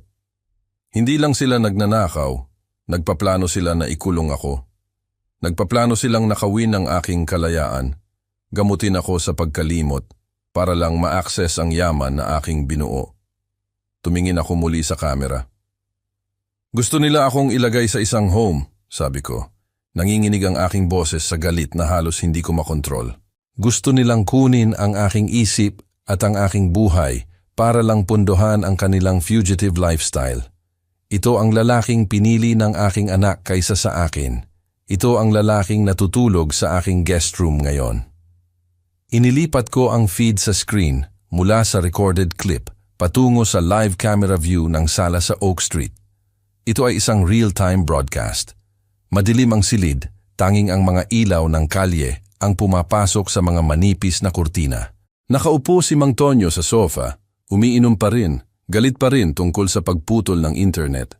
Wala siyang ideya na pinapanood siya ng buong mundo. Wala siyang ideya na ang kanyang boses ay kakakondena lang sa kanya. Pagkatapos ay biglang naligo ang silid sa asul at pulang ilaw. Nagsimula itong tahimik na kumikislap sa mga pader, kumikinang na parang disco ball sa impyerno. Tumayo si Mang Tonyo, naguluhan, naglakad patungo sa bintana, itinulak ang kurtina. Sa labas ng driveway ay punong-puno ng mga police cruiser. Hindi lang sila mga lokal na pulis, may mga ahente ng federal, mga US Marshals na nagpapatupad ng isang interstate warrant. Pinanood ko sa screen habang lumipad ang front door, nabasag papasok sa ilalim ng lakas ng isang battering ram. Nabuwal si Mang Tonyo na bitawan ang kanyang baso. Nabiyak ito sa sahig, isang salamin ng kanyang mga sirang plano. Naglipa na ang mga pulis na nakasuot ng tactical gear sa silid, nakataas ang mga baril, sumisigaw ng mga utos na muffled ng mikropono, ngunit malinaw sa kanilang intensyon. Sumampa sa lupa! Sumampa sa lupa! Ngayon, Mang Tonyo! Ang lalaking akala niya ay hindi matitinag. Ang lalaking nagplano na nakawin ang aking buhay ay itinaas ang kanyang mga kamay, nanginginig ng malakas. Bumagsak siya sa kanyang mga tuhod doon mismo sa alpombra na binili ko para sa ika-30 kaarawan ni Benjo. Sinipa ng isang officer ang kanyang mga binti at ginamitan ng zip tie ang kanyang mga kamay sa likuran. Tumakbo si Bianca sa silid, sumisigaw, nakasuot ng silk robe na siguradong hindi niya binayaran. Sinubukan niyang hilahin ang mga officer mula sa kanyang ama. Ngunit itinulak siya sa gilid. Ang kanyang mga protesta ay nilunod ng pagbasa ng mga karapatan. Lumitaw si Benjo sa tuktok ng hagdan, nakatingin sa kaguluhan ng may mukha ng isang lalaking nagising mula sa koma upang makita ang mundo na nasusunog. Humilig ako sa mikropono, nagsasalita sa aking mga manunood at sa aking anak na alam kong hindi nanonood, ngunit malapit nang maramdaman ang mga aftershock. Iyan ang United States Marshal Service na nagpapatupad ng isang warrant para kay Theodore Carter para sa wire fraud, embezzlement at flight to avoid prosecution. Tinawagan ko sila kaninang umaga. Ibinigay ko sa kanila ang address dahil hindi tulad ng aking anak. Hindi ako nagtatago ng mga kriminal. Inilalantad ko sila. Sa screen, hinila si Mang Tonyo at inilabas ng pinto. Nakayuko ang kanyang ulo.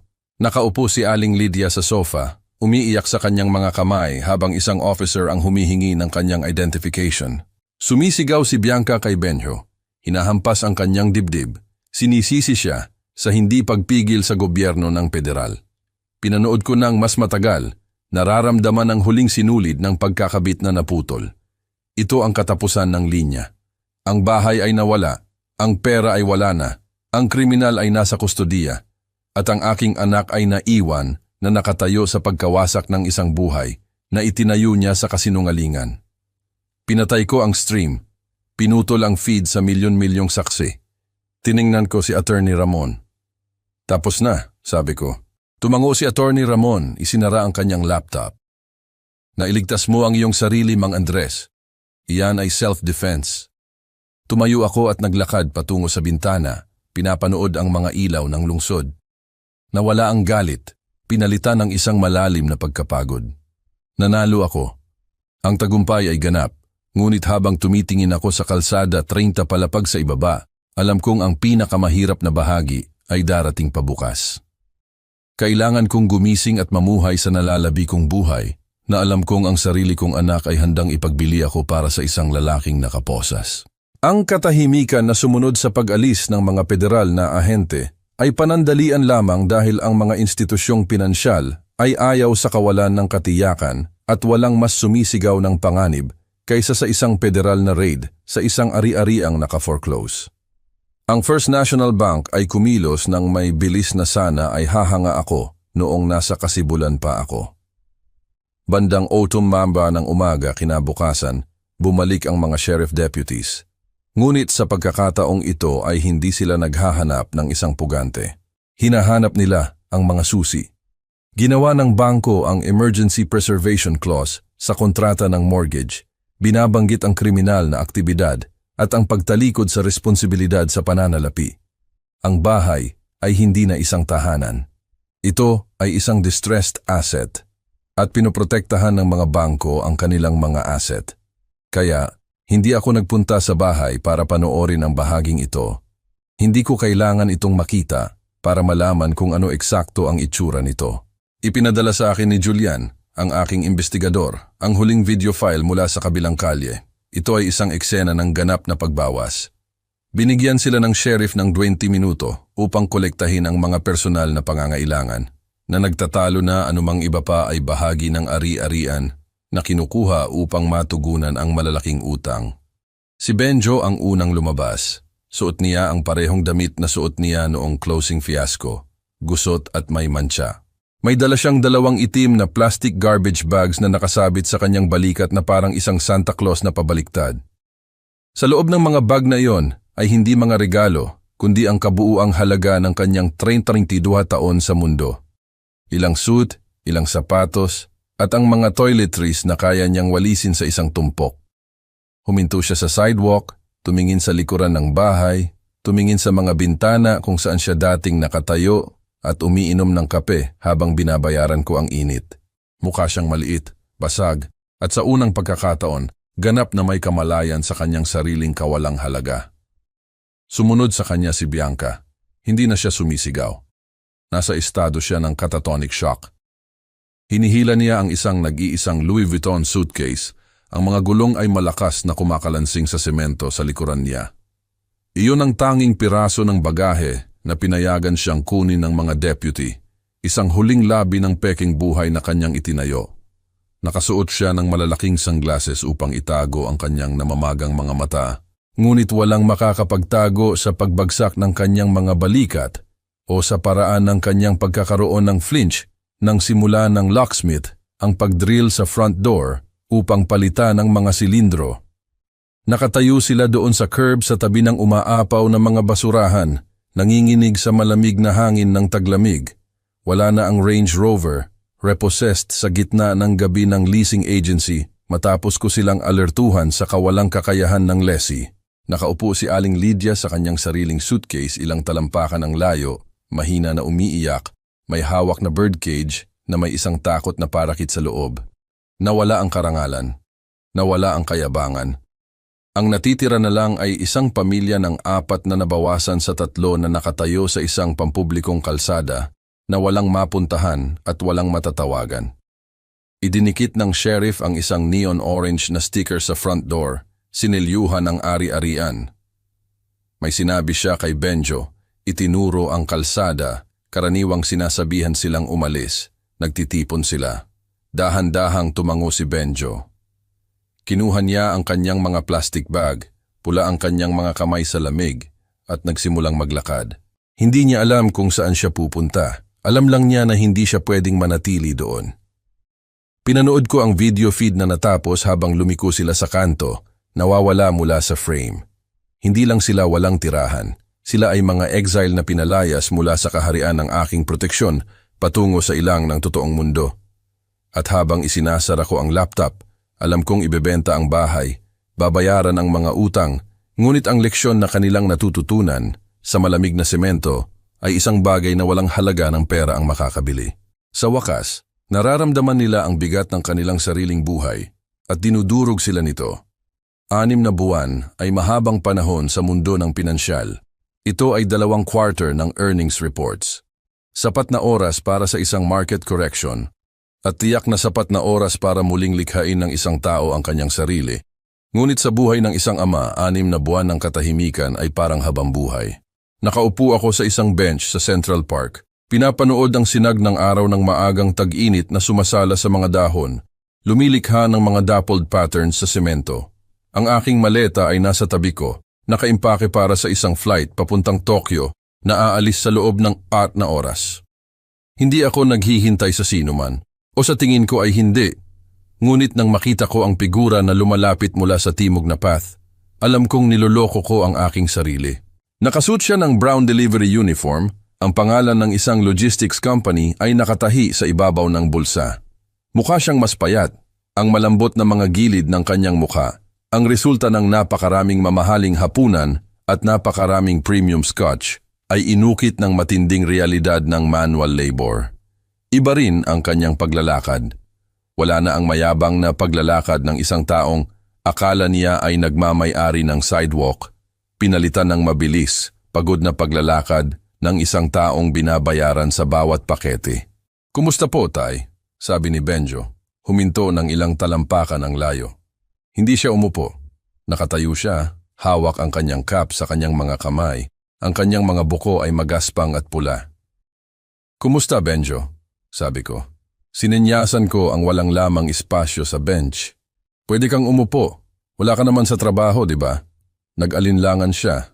Pagkatapos ay umupo sa pinakadulo, nag-iwan ng isang magalang na distansya sa pagitan namin. "Hindi po. Lunch break ko po. Nakita ko po sa social media na ibinibenta niyo po ang penthouse. Akala ko po baka nandito kayo. Lagi po kayong pumupunta rito bago kayo maglakbay." Tiningnan ko siya ng malapitan. Sa unang pagkakataon sa loob ng maraming taon, hindi ko nakita ang refleksyon ng aking wallet. Nakita ko ang aking anak. Mukha siyang pagod, mukha siyang talunan. ngunit mukha rin siyang totoo. Iniwan po ako ni Bianca, sabi niya, nakatitig sa kanyang mga work boots. Bumalik po siya sa Florida kasama ang mga magulang niya noong araw na dumating ang eviction notice para sa apartment na aming inupahan. Sabi niya, hindi raw niya kayang mamuhay kasama ng isang failure. Dinala niya po ang aso. Tumango ako ng dahan-dahan. Inaasahan iyon. Ang mga parasite ay hindi nananatili kapag huminto ang host body sa pagbibigay ng sustansya. Ikinagulat ko iyan, sabi ko. At totoo iyon, hindi dahil gusto ko siya, kundi dahil alam kong nasasaktan siya. Deserved ko po iyan, mahinang sabi ni Benjo. Tumingala siya sa akin. Malinaw ang kanyang mga mata, nakakagulat na matino. Deserved ko po ang lahat, Tay. Ang foreclosure, ang kahihiyan, ang internet na kinamumuhian ako. Tama po kayo sa lahat. Ako po ay mahina, sakim, at walang utang na loob. Akala ko po malaking tao ako dahil ginugol ko ang inyong pera. Hindi ko po alam kung ano ang ibig sabihin ng pagiging isang lalaki hanggang sa kailangan kong magbuhat ng 50 librang kahon sa 3 palapag para lang makakain. Tiningnan ko ang kanyang mga kamay. May mga kalos ang mga ito, magaspang, may peklat. Ito ang unang pagkakataon na nakita ko ang kanyang mga kamay na mukhang nakagawa ng isang matapat na trabaho sa isang araw. Nagtatrabaho po ako ng husto, Tay. Nagpatuloy siya. Basag ang kanyang boses. Unti-unti ko po binabayaran ang mga utang ko. Nakatira po ako sa isang studio apartment sa Queens. Hindi po kalakihan, pero sa akin po iyan. Ako po ang nagbabayad ng upa. Mabuti iyan, Benjo, sabi ko. Ipinagmamalaki kita. Nabalisa siya na parang sinampal ko siya. Iyan ang unang pagkakataon na nasabi niyo po iyan sa loob ng 5 taon, bulong niya. Huminga siya ng malalim, humarap ng ganap sa akin. Tay, alam ko po na wala akong karapatang humingi. Alam ko po na sinunog ko ang tulay at sinabugan ko ng asin ang lupa. Pero nalulunod po ako dito. Malungkot po ako at namimiss ko po ang pamilya ko. Pwede po ba akong umuwi? Hindi ko po gusto ang inyong pera, hindi po ako gusto ng allowance. Gusto ko lang po umuwi. Gusto ko po na maging anak niyo ulit. Tiningnan ko ang parke sa paligid namin, ang mga pamilyang naglalakad. Ang mga ama na hawak ang mga kamay ng kanilang mga anak. Napakadali sanang sabihin ng oo. Napakadali sanang sumulat ng tseke, bilhan siya ng kondo, ayusin ang kanyang buhay muli. Ngunit alam kong kung gagawin ko iyon, sisirain ko ang pag-unlad na kanyang nagawa. Nagnanakaw ako sa kanyang redemption. Hindi kita pwedeng ibalik, Benjo, sabi ko, mahinahon ngunit matatag ang aking boses. Ang penthouse ay nabenta na. Aalis ako ng bansa sa loob ng ilang oras. Pupunta ako sa mundo, isang bagay na dapat kong ginawa 20 taon na ang nakalipas. Bumagsak ang mga balikat ni Benjo. Nawala ang ilaw sa kanyang mga mata. Naiintindihan ko po, sabi niya, tumayo. Siguro po magpapatuloy na lang ako. Teka, sabi ko. Inabot ko ang aking bulsa at kinuha ang isang business card. Hindi ito para sa isang bangko. Ito ay para sa isang non-profit organization. Inabot ko ito sa kanya. Kilala mo ba ang address? Tiningnan niya ang card. 24 Oak Street, basa niya. Nanlaki ang kanyang mga mata. Iyan po ang bahay. Iyan po ang bahay namin. Iyan ang bahay ninyo, ikinorektahan ko. Ngayon, ito na ang Beatrice Prentice Home for Children. Binili ko ito muli sa bangko sa foreclosure auction. Rinobate ko ito. Magbubukas ito sa susunod na linggo. Ito ay isang santuwaryo para sa mga ulila, mga bata na walang pamilya, mga bata na nangangailangan ng proteksyon. Nakatitig si Benjo sa card, nanginginig ang kanyang mga kamay. Binili niyo po ulit. Pinangalanan niyo po pagkatapos kay Mama. Oo, sabi ko. At alam ko na naghahanap sila ng isang head of security, isang night watchman.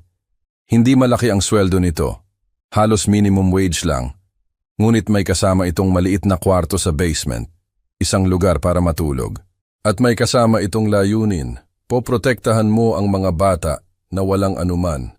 Pananatilihin mo silang ligtas, isang bagay na nabigo kang gawin para sa iyong sariling pamilya. Tiningnan ni Benjo ang card, pagkatapos ay ako. Umaagos na ngayon ang luha sa kanyang mukha.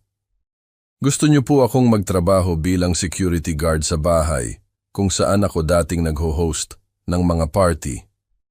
Tanong niya, gusto kong magtayo ka ng isang tunay na bagay, sabi ko. Gusto kong lakarin mo ang mga pasilyo na iyon sa gabi at alalahanin ang iyong nawala. At gusto kong gamitin mo ang sakit na iyon upang protektahan ang mga bata na iyon. Kung magagawa mo iyan sa loob ng 1 taon, kung mapapatunayan mo sa akin na naintindihan mo ang kahulugan ng serbisyo at sakripisyo, kung gayon, well, kapag bumalik ako, pwede tayong maghapunan. Pinunasan ni Benjo ang kanyang mukha gamit ang kanyang manggas. Mahigpit niyang hinawakan ang card na parang ito ay isang lifeline. A-apply po ako ngayon, sabi niya. Hindi ko po kayo bibiguin, Tay. Hindi sa pagkakataong ito. Tumayo ako at kinuha ang aking maleta. Alam kong hindi, sabi ko. Inabot ko ang aking kamay. Tiningnan niya ito ng 1 segundo pagkatapos ay kinuha. Malakas ang kanyang hawak, magaspang, totoo. Nagkamayan kami, hindi bilang financier at dependent, kundi bilang 2 lalaki.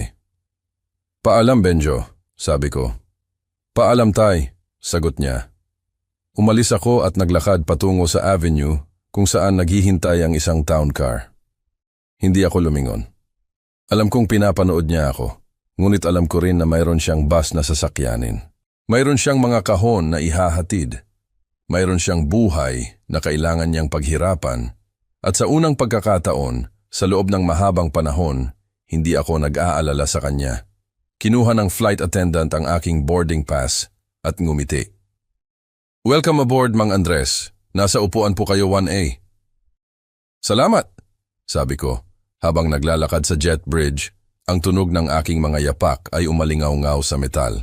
Ang eroplano ay napakalaki, isang pilak na ibon na handang dalhin ako sa kabilang panig ng mundo. Umupo ako sa malawak na leather seat, tinanggap ang isang baso ng champagne mula sa stewardess.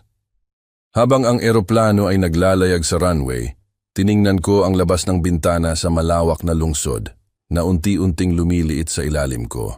Nakita ko ang grid ng mga kalsada, ang maliliit na sasakyan, ang milyon-milyong buhay na isinasabuhay sa mga canyon ng bakal sa kung saan doon.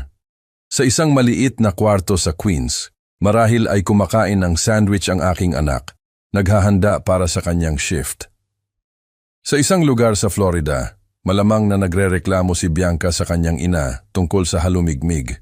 Humigop ako ng champagne, umugong ang mga makina, itinulak ako pabalik sa upuan. Sa loob ng 45 taon, natakot ako na mag-isa. Bumili ako ng pagmamahal. Nagbigay ako ng subsidya sa loyalty. Tinalo ko ang kawalang galang dahil akala ko ang alternatibo ay katahimikan.